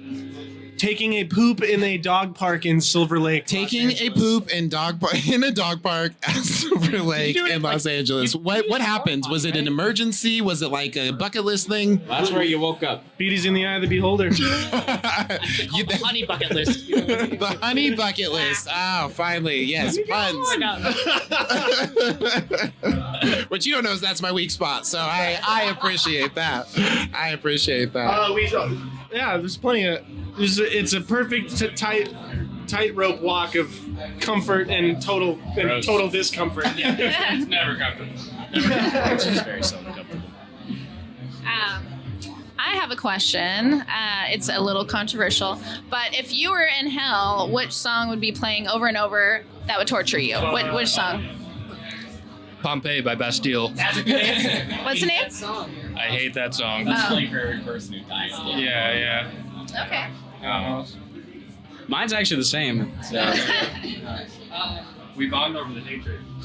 I'm not gonna. There's a lot of them that would be playing in my hell, but I'm not gonna be a hater right now. So I'll just skip. You have to. No, really? Come on, man. What about Happy Birthday? Yeah, nothing. Just say Yeah, no. He's like, I'm not even hating on Happy Birthday. What's the song you were singing just earlier? Oh, is that Home Sweet Home? Yeah. Is that Poison? I think it's Poison or Motley Crue. Either way, that one. That song. Yeah. Most hair metal. I'm not sure. I think it's called It Could Be All Night Long by AC/DC. I actually really like AC/DC. Yeah. Should That Be one. All Night Long? That one. Yeah. That one. Yeah. Love AC/DC. I like AC/DC. Hate that song. But and I don't think I have a problem with that song either. I just feel like that's the one that would All right. And okay, I have a question that's not really related, but what do you like best about the Portland music scene? It's really tight knit. I feel like the friends are like we have a lot of friends in the scene. Like We really get along with the people that we play music with here, which hasn't always been true wherever else we've been. So there's a lot of mutual respect going on in Portland artistry. Yeah. Yeah. I feel like it's like based in friendly competition rather than cutthroat competition. You know? I Absolutely. Like there's enough of it where you want to be better, but like it's friendly enough that it's like, you okay, feel cool. pushed by the bands around you, but not like I'm gonna bury the Not bands pushed around out. you. Yeah, pushed forward, not pushed out. exactly. Yeah, absolutely. So a little segment that we do is called Off the Cuff Rapid Fire, where we give you 5 words, each of us, and you give us the first word that pops in your mind. Okay? All right. Word association. I'm gonna put the mic, hold the mic in the middle, and then Really fast, especially since it's like a lot of people. Do we just hop in whenever, or? Yeah. Just throw your head in and just try and concuss yourself before the show. Yeah. Okay. So the first word for me is hair metal. Band. Gotta get a little bit closer to the mic. Keyboard. Jake. Okay, solid answers. Hip hop. Woo. Nice. Yeah. Stage. What was that? Left. Stage. Stage left. Okay, so let's see. Tambourine. Jake. All right, cool. Jake sounds pretty cool. Yes. Jake's dope. Try my best. Who's Jake? Oh, wait, you're Jake. That's right. I was like, I've met a Jake recently. That's me. He's babysitting the synthesizer right now. Not mine. I don't know this. I have no idea. It's just a prop. It's cute. Just came. Round score. All right, punk rock. Hell? Black Flag. I'm not kidding, but the first thing I thought in my brain was the Bee Gees. Hey, that works. I mean, have you heard Red Chair Fadeaway, man? Guitarist. Bad. This is difficult because we're all in the same room together. Spent a lot of time together. Microphone. Jake. That's still Jake. All right. Still Jake, sorry. Jake. Jake. What's so wait. I'm gonna say Jake, and I want you to go around the circle and say your one word say for it him. every time for each person so we can reboot the... Reboot it? Then I have to know everybody's names. Okay. No, just do Jake and then he'll say... Yeah, for sure. Got it. Cool. Jake, so... Colors. Jake. Pumpkin. Jake. Ascot. Jake. Me. Jake. Vocabulary. Excellent. Jake. Cool dude.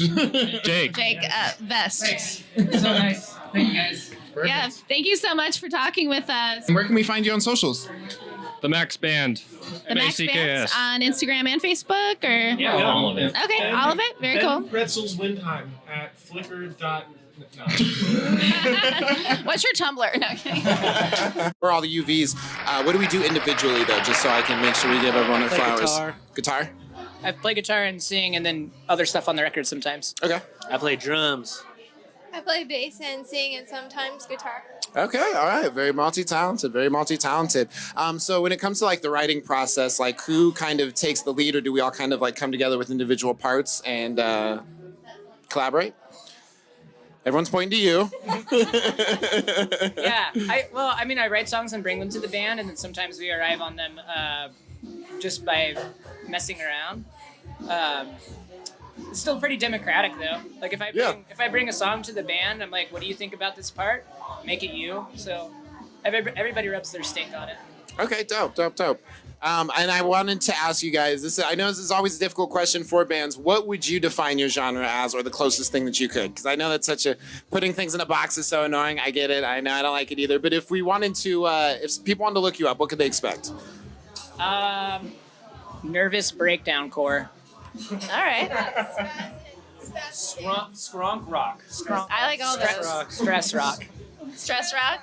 So does it help you when you're stressed out, or does it help your listener when they're stressed out, or is it more like a kind of therapeutic, or is it like a therapeutic thing for you when you're stressed out? I'm kind of stressed out right now. You tell me. A little bit of both. We're always just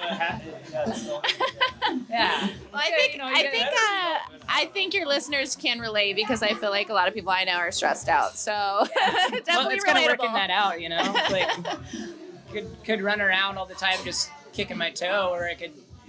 See, that's the thing, is like typically I feel like I want to run around in the streets and scream loudly and like throw myself in a tree. But, I can do that on the stage and people will applaud me instead. So yeah, that's always kind of nice. Because it's like a win-win. Yeah, exactly. I think so. So do you play a lot of music festivals around Portland or elsewhere? Have you toured a lot? PDX. Yeah. Play Mimi. Lots of DIY festivals. So you said that you enjoy performing in warehouse shows. Do you ever do you guys start off at doing house shows? Yeah, and venues around town. Yeah, our house, we lived together. Our house was a venue at one point. We played a lot there. So nice. Yeah. Do you enjoy doing house shows more, or do you like having a bigger audience? I kind of love going to house shows because it's just so intimate, and sometimes the people in the band will crowd surf or pull people in and stuff. So I miss house shows. I mean, lots of people being stoked is cool, but a tiny room is so fun. Yeah, there's something nice about both of their them. guard down a little bit more. I feel like they can be themselves a little bit more, I think. Yeah. No, the intimacy of just smaller spaces. I feel like you can connect with the actual people that are out there instead of just looking out and being don't look at anybody for too long. There's too many people. You guys have have you toured around a little bit at least? Just gotten to try and go to some other places. I'm just curious, what's probably one of the most uncomfortable situations that you kind of have to deal with touring? We've had pretty good luck. We've done mostly West Coast and Pacific Northwest. We're doing an East Coast tour, Ohio up through New York and Maryland and back. Yeah. And that. But I guess we almost got killed by a semi truck. That would be pretty uncomfortable. That sounds very uncomfortable. It was uncomfortable. funny though, because our other bandmate at the time, he had what did he say once? He's like, what do you say after that? I see you, baby. Yeah, that the semi truck almost hit him, and they swerved it real quick, and he was like, "I see you, baby." And so it just turned into it was like a bad moment turned very funny. I feel like you kind of have to do that with those heavier moments where you're just well, we can either laugh at that or we can just sit in horror for the next couple miles. Control when my mortal coil's unwind. Yeah, absolutely. Sometimes you take your chances with a campsite. Oh, We didn't know we were right next to a wind farm. A what farm? A wind farm. Oh, snap. We were camping in a wind tunnel, basically. Was it really loud too? Windy as hell. The cops in that town are apparently super corrupt too, so that was a little dangerous. More so than normal cops? Yeah. Small town, just different. Oh, yeah. They'll pull you for everything. Yeah, there's less people that they can pick out, so they'll. Yeah, they're like, you're not from around here. Yes, the scarier kind of. Yeah, exactly. So I wanted to ask you guys just a little bit off topic. What kept you busy during the pandemic? Crying? Okay. Was it synchronized crying, or was it synchronized crying? I don't know. I think we all kind of did music stuff mostly. Yeah, you spent more time yet, but I was doing music and Sure, This sure. guy was doing music. You were doing music. Music, art, Okay, what kind of art? painting. Painting. Okay, so you're good at sounds and visual stuff. Okay. Oh yeah, what I was doing. I taught myself a lot about sound engineering since I had worked 40-hour-a-week job anyways. I basically woke up and I was like, cool, 8 hours a day. I'm gonna try to write a song, record it, and then learn how to mix it properly. So I spent 8 hours a day doing that. Drank a lot of coffee. That was fun. And then we drove into the forest a lot and disappeared. That's awesome. Even though like a lot of the national forests and stuff were closed down, you still found places to go to. Yeah. That was a big bummer for me because I just wanted to be outside and like go camping, and they're like, nope, sorry, you can't even go on trails anymore. Like that was the worst. You can find the little sketchy areas, you know. Yeah, There's like on the side nothing of the road. sketchy about it. Well, I don't know, mountain lions, I suppose. Yeah, they're a little sketchy. Yeah, maybe get like acquainted with the wildlife of the region before you go running into some woods. We didn't do that. We just rolled the dice. I always forget like what you're supposed to do, like the difference between what you're supposed to do when you're around like bears or like cougars. Like I think on with snake cougars, bites. aren't you supposed to like look at them in the eyes, or you're not supposed to look at them? See, I need to figure that out like next time I go camping because I like get mixed up. So I'm gonna switch gears a little bit. Can you tell me one of like the band that most influenced you and like inspired you to make music when you were young? Oh boy. Well, Captain Younger. Beefheart's one of them for sure. Sorry? Captain Beefheart in the Magic Band. He's a big one for me. Okay. Yeah. Somebody said that yesterday, actually. I'm gonna go with my hometown heroes, Brainiac. Brainiac? The Beatles, Nirvana, and the Spice Girls. Ooh, love those. Oh, probably Velvet Underground. Nice. All right. So you said the Spice Girls. Was that that leads me to my other question? Like, was there a band that you grew up listening to that you kind of kept secret? For me, it was all of them, like Backstreet Boys, NSYNC, Britney Spears, because I was like a very alt kid, and I like lived in a very small town, so I was one of the only people who dressed like very punk and like inspired other people to do so. So I kept that part of myself secret. I was a closet pop Backstreet Boys fan. Was there a band like that you kept secret, or were you just like, hey, I'm a Spice Girls, spice up the world?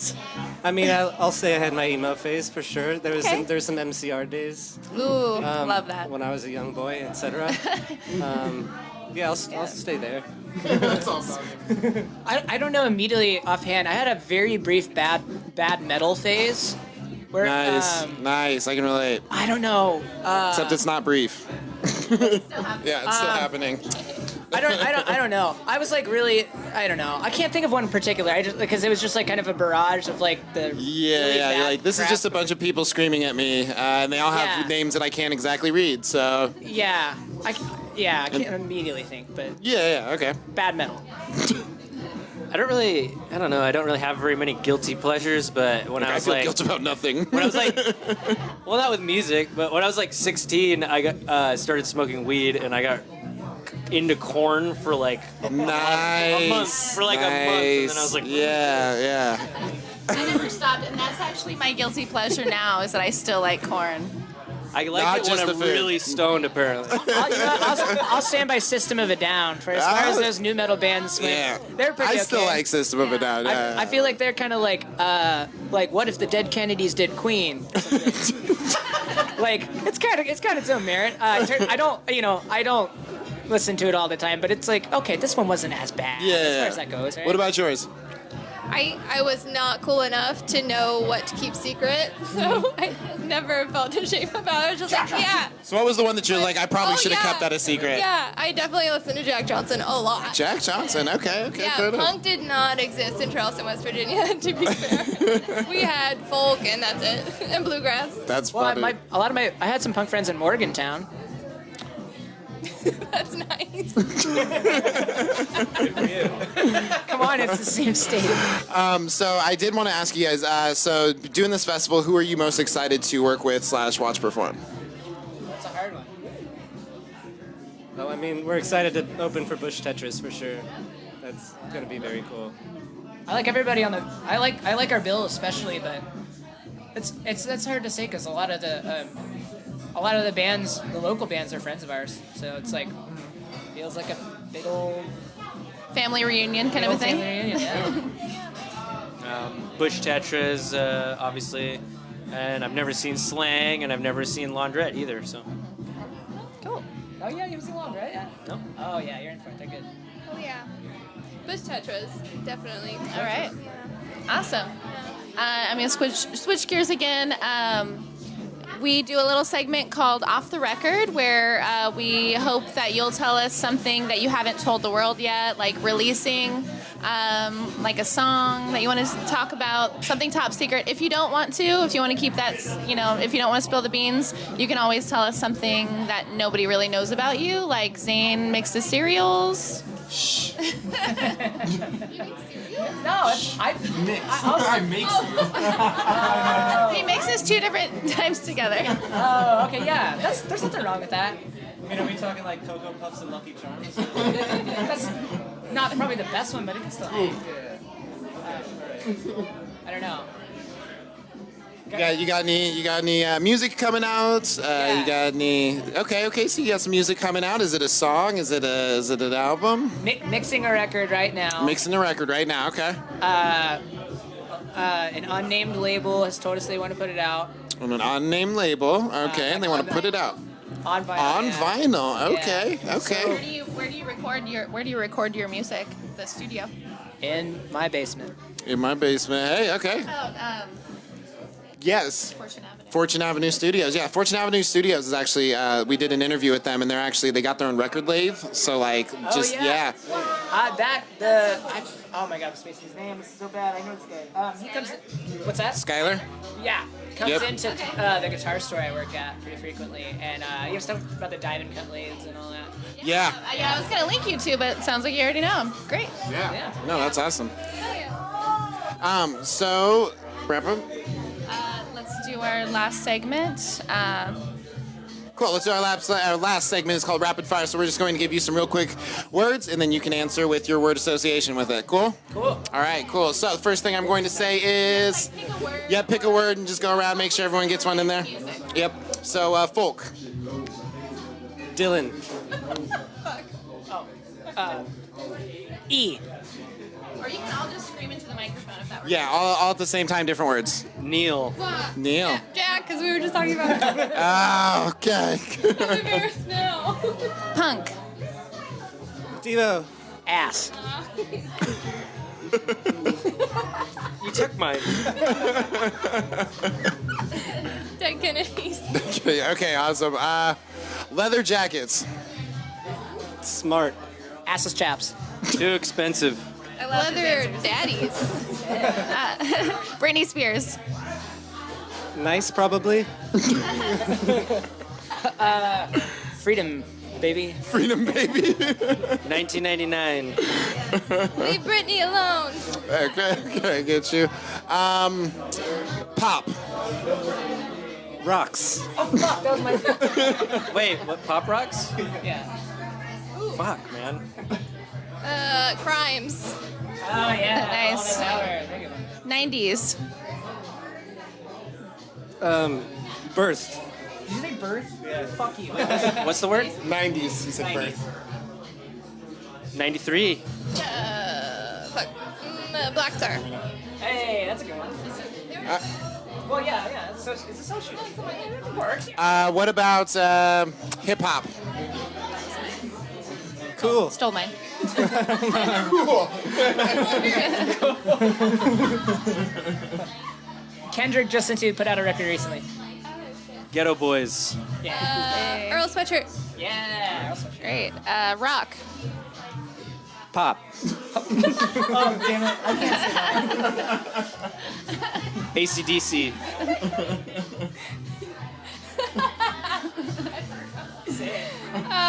Granite. Okay, cool.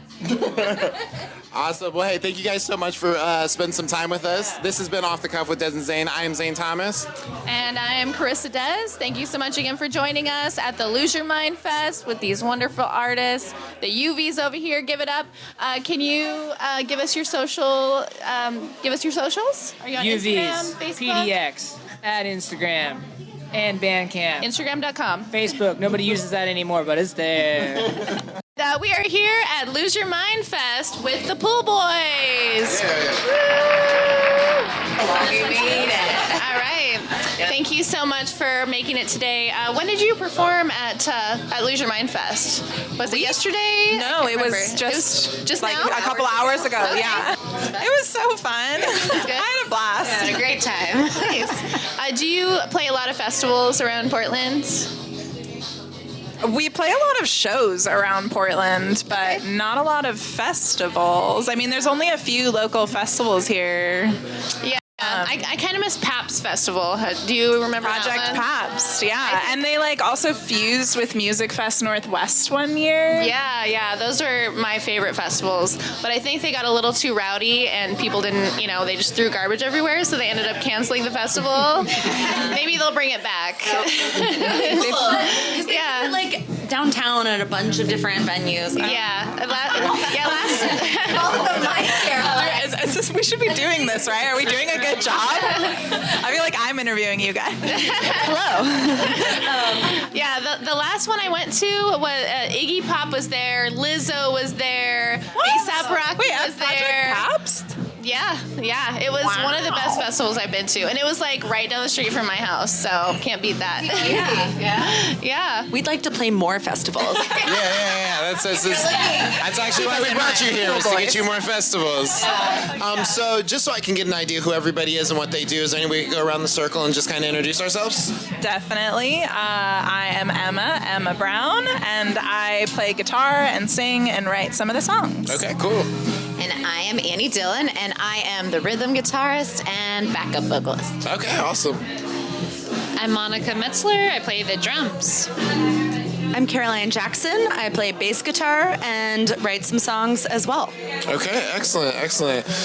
So just a real quick question, so what is it you feel like what you bring to the band, not just in what you do as a musician or as a singer? What do you feel like you bring to the band as far as attitude and stuff like that?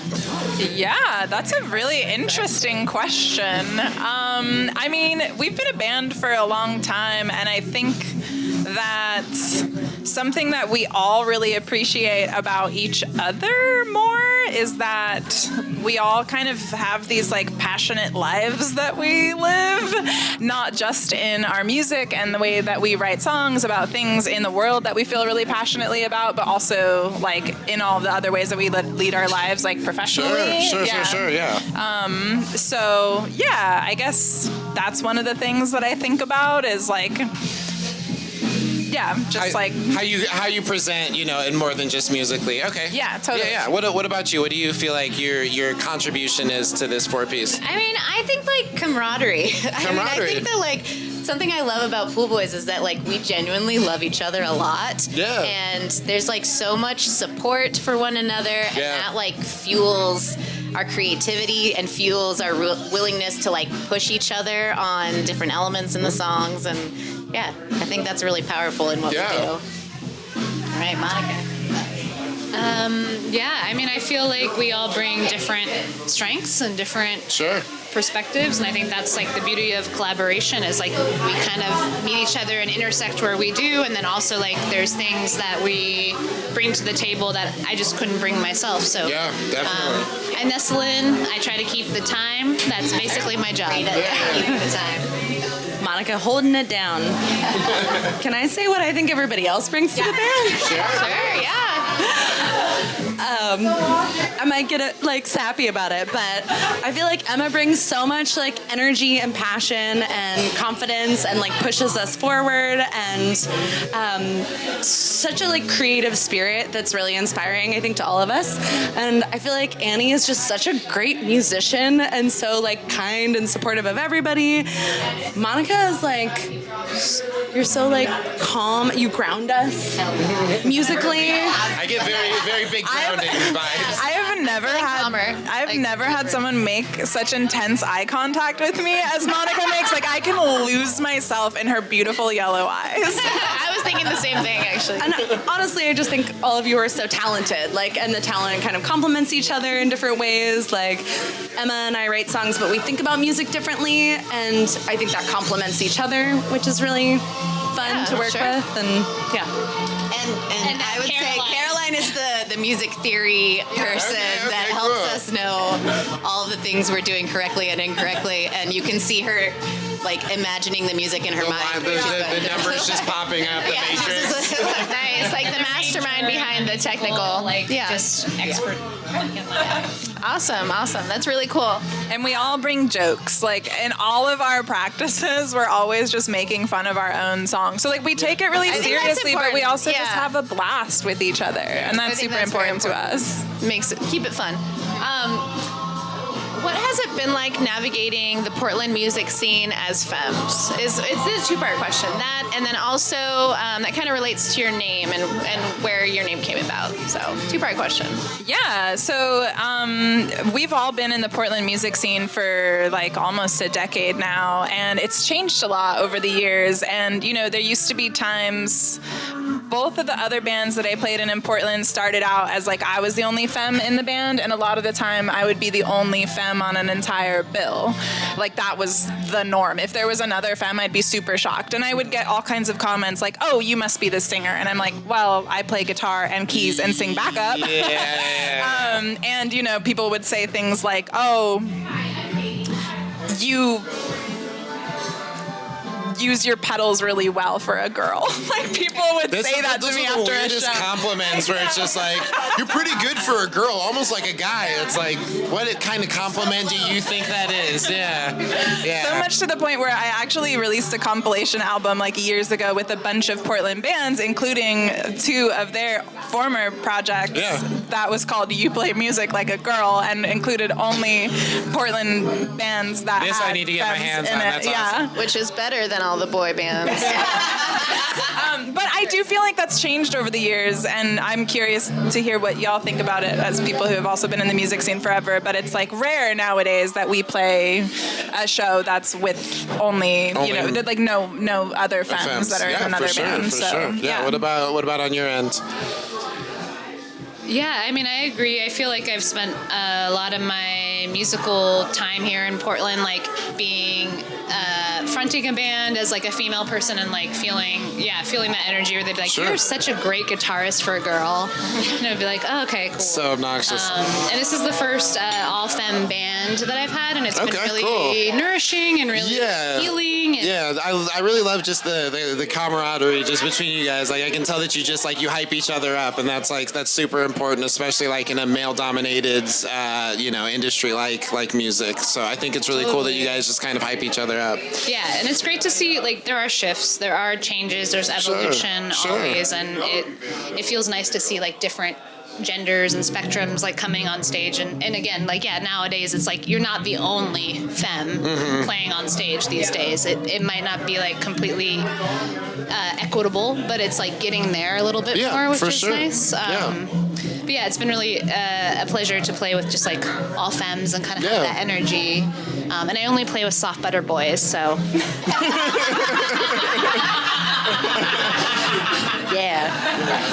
What did you say? Soft what boys? Soft butter. Soft butter boys. Okay. Playing music. All right.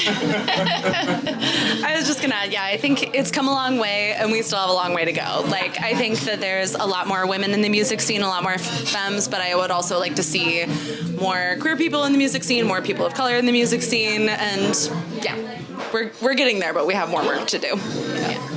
We need to start taking over. And then, so the Poolboys, how did that name come about? Because when I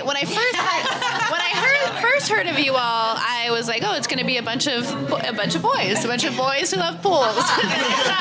Or the game pool. I feel like I've got a long story that I'll try to keep short, but basically, I was a little tipsy in Argentina after Trump was elected. It was the end of 2016, like he wasn't quite president yet. You don't say that word on our show. No, I'm kidding. I'm kidding. You can bleep it. You can please bleep it. We got you. After a certain someone was elected. You shall not be named. And well, initially the band, I texted like the first badass babes I could think of that, or really like the best badass babes that I could think of. And was like, do you want to start an all-girl band called Poolboys with a C? And like Caroline and Annie were a couple of the original members and were like almost immediately texted me back, yes. So then there was a mishearing of the band name Cool Boys by my sister at Ron Tom's, and I was like, Ray, I'm starting an all-boy band, all-girl band, an all-girl band called Cool Boys, and she's like, Pool Boys? And I'm like, yeah, that. Yeah. But we had a discussion about it, and it was like, we loved how Pool Boys kind of represented the like empowered divorcee, like taking on her own sexual identity and like, you know, getting down with the pool boy. Like we loved that vibe, and so that was a big part of it. All right. Also, we all really like water. We all really like water. Huge fans of water. Any body of water. Yeah, it's like for drinking, for swimming. We just like water. And sponsored by water. Yeah, sponsored by water. I'm looking for a pool to play. Hey, so. perfect. Yeah, that would be pretty sweet. Yeah, absolutely. I know who to call. So as far as like performing live, like what is something that people can expect to see from a Pool Boys show that like, you know, they'll listen to the music, like this is really dope, but what makes your live shows unique? Emma's hair. Yeah. Checks out. Yeah, absolutely. I do fling Someone it who just got around whipped a in the lot. eye. I agree. It is pretty sweet. It's pretty sweet hair. No, you're fine. I'm just kidding. Yeah, I definitely understand that aspect of it, because when I go to like a punk show or something and my hair is like in buns, it's not the same when you can't. Yeah. It's my favorite dancing partner. It's so much better. I was just gonna say, as if you listen to our albums, you'll know that we have a lot of vocal harmony, which I think, like, you know, is very pristine on an album. But I also think there's an impact to vocals live, like hearing like 3 or 4 people singing together live. You know, it's not as perfect, but it has more soul and more like humanity, and I think that's hopefully powerful. Like that's sort of what we're going for with our vocals. Yeah. One of the other things that I think I love about our band is the dynamics, and like, you know, we'll go in like our loudest punk song, there's also a time when like all of the instruments cut out and you could hear a pin drop and there's like just vocal harmony that comes in. So I think like we have a lot of fun with those dynamics and playing with the audience in that, to be like, hey, are you guys listening? Yeah, making the live show kind of just like, hey, if you're used to hearing it like this, you know, watch it live. Yeah, no, that's definitely really and we just have fun with each other on stage. Like we really love playing music with each other. So what do you think is like made communicating, because that's probably, I assume that's probably something that's super important, is like communicating if there's a problem, or like what has been an effective strategy for you guys just staying as close as you have? Well, I feel like but I think that your answer is in the question, because I think that a lot of bands or a lot of relationships in general just have a hard time with communication. But I think we're all like, there's moments when we have poor communication, and there's moments when like one of us is having a bad day, usually me, and like I don't necessarily communicate in like the kindest way. You know? But I think that ultimately, like, we all talk about issues when they arise, or like we collaborate really well and communicate pretty well. So. And I think we seek clarity, like whenever we're unsure of things, just really making sure that we're fulfilling the needs of like our own roles and then of the group as a whole. You got anything? I mean, I think that goes back to what I was saying earlier, of just like, you know, as a socialized femme, as like, there's like different ways of communication that are different, and I think that's been really sweet for me, is to, that's just like a natural part of band practice. It's like checking in, and like kind of, if you're having a bad day, you talk about it, and like it's kind of put out there, which feels different. Like there's spaces where that happens with all genders, but like I feel like there's something kind of unique about that, and like there's some emotional intelligence and content based on all sorts of things that like I feel helps with communication for all the things. But yeah, definitely. Yeah, we know where each other are at usually. Yeah. We know where we're coming from. Yeah, definitely. I was just gonna say, yeah, being, yeah. I mean, just being vulnerable with each other. And I think as hard as men try to understand where a woman or like a femme comes from, they can't. They haven't lived that experience. Well, most haven't anyway. Yeah. So yeah, I think having that camaraderie with all women. It can be difficult, but also like you understand where you're coming from too. Yeah, and I think that's been, I mean, for me, I'll speak, but like formative for me of like seeing like all femme bands or like growing up in like the Bikini Kill, Sleater Kinney, where it's like, oh, this is possible. Like there's just a different presentation that like makes the possibilities even greater, and so it's fun to be doing that too, because like you're presenting another opportunity, another like possibility in the diverse makeup of what we could all be, and it feels good in a male-dominated industry to do that. Yeah, definitely. I feel like it's almost like just existing as like a powerful femme, and I'm sure you feel this way as like a powerful femme group. It's almost like you're like rebelling or you're like protesting the current system that we're in, and I love that. We have a lot of songs about that. We sure do. We're like, this one's about climate change, this one's about capitalism, this one's about the rentier class. My new favorite band over here. What is a band that inspired you, not just as a band, but like individually? Is there a band that you listened to growing up where you're like, man, I wish I could do that. I wish I could be on stage and do that.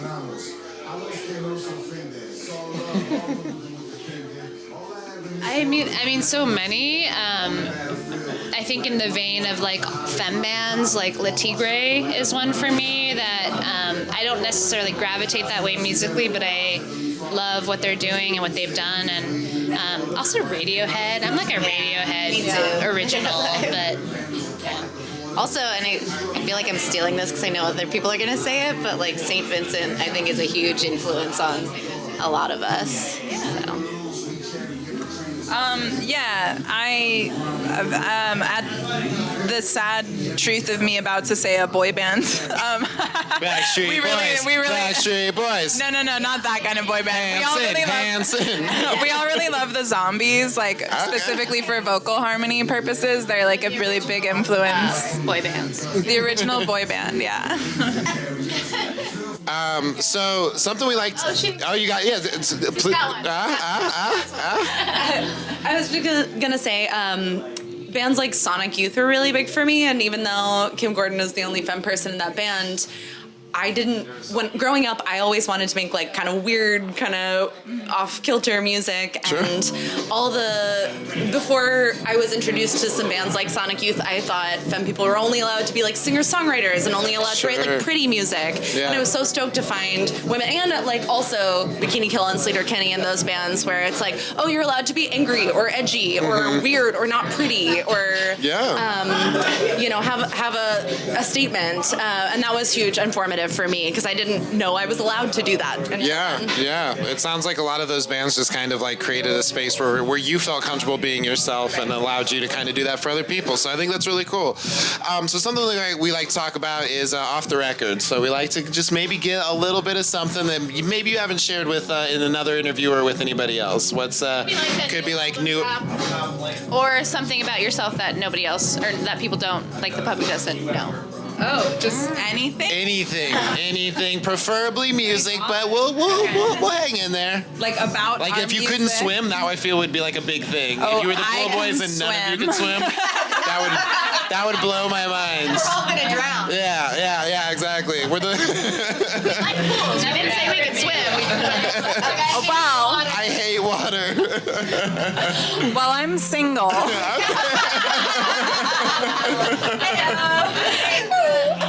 Who in here is single? I play the clarinet. Okay, that's actually. Whoa, see, off the record. All right. Didn't even know that. Yeah. I was just music related. I don't know if we've said this yet, but we are hoping to record our first full-length album in the next few months. We have an EP that just came out. That's huge. But we have a full-length album that's written that we just need to record. Wow, that's awesome. That's super exciting. I think that's a good note to end it on. Do we have a name for it? Are you allowed to release it? We don't have a name yet. I think that Okay. kind of comes organically. Just listen back to this interview, and you'll be like, "There's something in there." Yeah, we can't swim or something like that. Do you have an idea for us? Oh man, no, I'm gonna listen back to the interview, and I'll send you my ideas. Send us your ideas. Another segment that we do, I think this will be our last one. Okay. Is rapid fire, where we say it's kind of like word association. So we'll say a couple or like a word, and then you say the first word that comes to mind. Okay, can we take turns? Hopefully So I'll just music- pass. Preferably music related, but it doesn't have to be. All right, ready? I'm nervous. Word's pool. Pull. Boys. What's yours? Oh, this boys. Party. Okay. Floaty. Cabana. Ooh, okay. These are all good. You should start. Oh, okay. Front person. Emma. Okay. Patriarchy? Okay. The big guns. Emma. All right. Emma, you can't say Emma. You can say Emma. Fucking fun. All right, there you go. Okay, dope. Punk rock. Punk rock. Sweat. Meat puppets. Landlady. Moshing. Okay, solid. Oh no. Let's see. Dance music. Oh, Holocene. Oh. DMN. Strobe lights. Oomps. Love it. All right. Well, is there any like last minute things that you want to tell our audience, our listeners?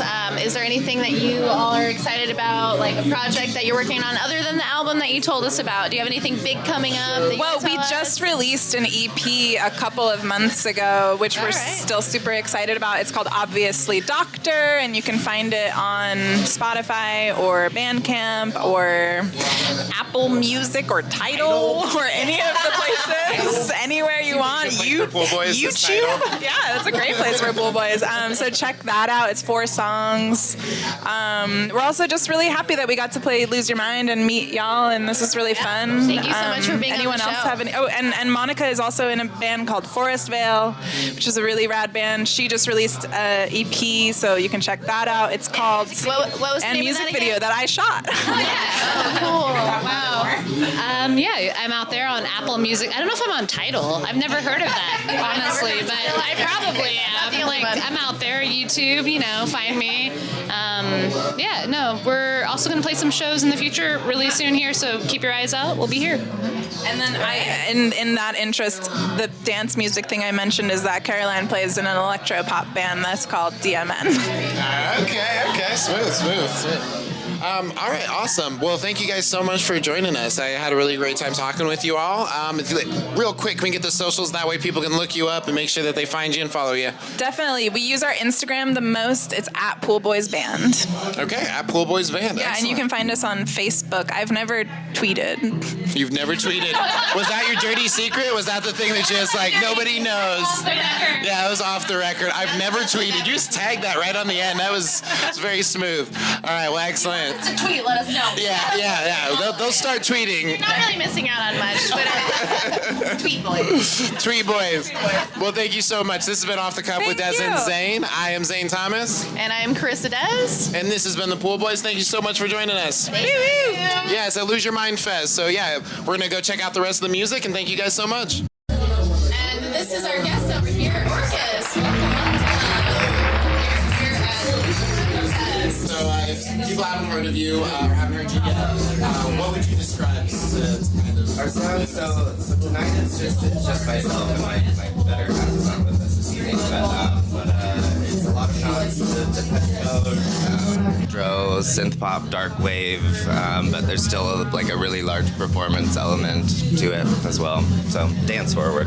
Nice. And who is a big influential artist for your group? I would definitely a lot of European electro, Sneaker Pimps primarily for sure. A lot of Depeche, Susie and the Banshees are obviously there. I grew up with a mother who was an aerobics instructor simultaneously as a fashion show coordinator, and then that's interesting. My foundations are in piano, so it's kind of a big conglomerate of those. Yeah, things. definitely. What is one of your favorite bands that influenced you growing up? Growing You're a up. kid where you're like, I want to be like them and make music myself. Oh, Madonna. In a heartbeat. yeah. What was it about Madonna? Was it her style? Was it the way she sang? Well, it was like obvious. It was pretty taboo at the time because I grew up as like pretty religious, and I would have to like sneak these CDs and then memorize the speaking parts of Vogue, and I just strong, powerful women. I'm really influenced by the women in my life. So much so, like I have two really incredible older sisters, and so on, and so my better half, Casey, who's not here too. It's been really important that we bring a femme energy to the project as well. Yeah. So as far as like everybody's role, so you keep mentioning your better half. What is their role in this? Yeah, Casey Holting.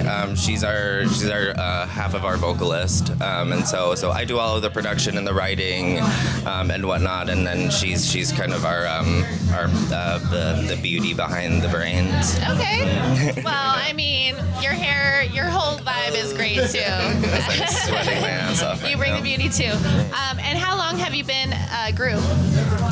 So I started this project probably in like early 2018. It had kind of been like a continuum. I had I did like piano records when I was really young, but then by 2019 we released our first record, Afterbath, in April of 2019, and I was working with a different female vocalist at the time, and then started working with Casey. Kind of quarantine did like really great things for us. In fact, I wrote a whole new record, and so it's just Casey and I, and that came out during the lockdown. You wrote the record. Yeah, Okay. it was productive. I feel like a lot of people I know, like even musicians, artists, weren't really productive in their craft during quarantine for some reason. Oh, like, I didn't have an option. I feel like everybody picked up a different project or like a different. Like I started making bread, but like a lot of my artist friends, like they tried the live streaming thing and they're like, I'm just gonna hold off on music for a while. But a lot of people who we've talked to that are involved in the festival, like they have said that they made a lot of music. Oh yeah, I mean it was the only option. I mean we had it was a lot of White Claw and a lot of Ableton. A lot of White Claw, a lot of Ableton. I support this. And a lot of tutorials as well. So just out of curiosity, so I've been in relationships where you work with like somebody who's similarly in the business. What's been your experience with that? I have really great mentors. I think Cam Spees and Lizzie Ellison, they were previous members of Radiation City and Cardioid, and I've been living in Portland for about 12 years or so. Sure. And Casey and I are really close with just these incredible musicians that are here already. Have really mentored me and brought me along the way too. Very tightly knit. Yeah. So is that like the best thing that you like about, or like the biggest reason why you love the Portland music scene? Is it like, the mentors and just like community? There's definitely a sense of community for sure. I think that there's where what I would like to sort of fill is a kind of a dance, like a queer dance element to Portland that is that I think is kind of a void here currently. Sorry, what was that? That is kind of a void here currently. Like we've been missing some dance and some fashion. So I'm happy to oblige. Please, yes, I appreciate you for doing that because I love that shit. So you were talking a little bit about the pandemic and making music. How do you think that your music has changed from before the pandemic to now? A lot more me, and a lot harder in ways. A lot more eclectic. In kind of we're tying in like Bjork sounds and whale noises. So like, as far as like, if somebody hasn't seen you before and they're going to come see you, like, what can they expect to see? That's different from just listening to the music. Ass. Okay, fair enough. We're gonna say one word. We're gonna say if you don't come to our shows for the music, you definitely come for Casey and I's kisses. So do you two tour a lot? Do you go on tour? No, we're still Portland? still kind of babies. So last night's show was a big one for us. We had been. This had been cooking up for a really long time. We played 2 outdoor shows right kind of like towards the end of the pandemic, which were super fun and really just kind of got our formula occurring. So we're just kind of doing this by ourselves. The moment I'm ready for a tour, so anybody sign us, please. Do you do a lot of festivals around town? Nope, this was the first one. This is your first festival. Yeah, that's right. Yeah, okay. we're still babes, so hopefully this is the start of some really big things, and I'm honored to be a part of it. So if you could perform with any musician, alive or dead, who would you perform with? Bowie. David Bowie? Yeah. I think that would be amazing, honestly. Yeah. Like, we need to bring him back from the grave. So Liz, who is definitely one of the curators of this, we had been discussing, and I had been like hounding her ass to like let's get this cracking, and there was an opening, and so she's been really trying to foster us and make this happen. But I couldn't be more grateful, really.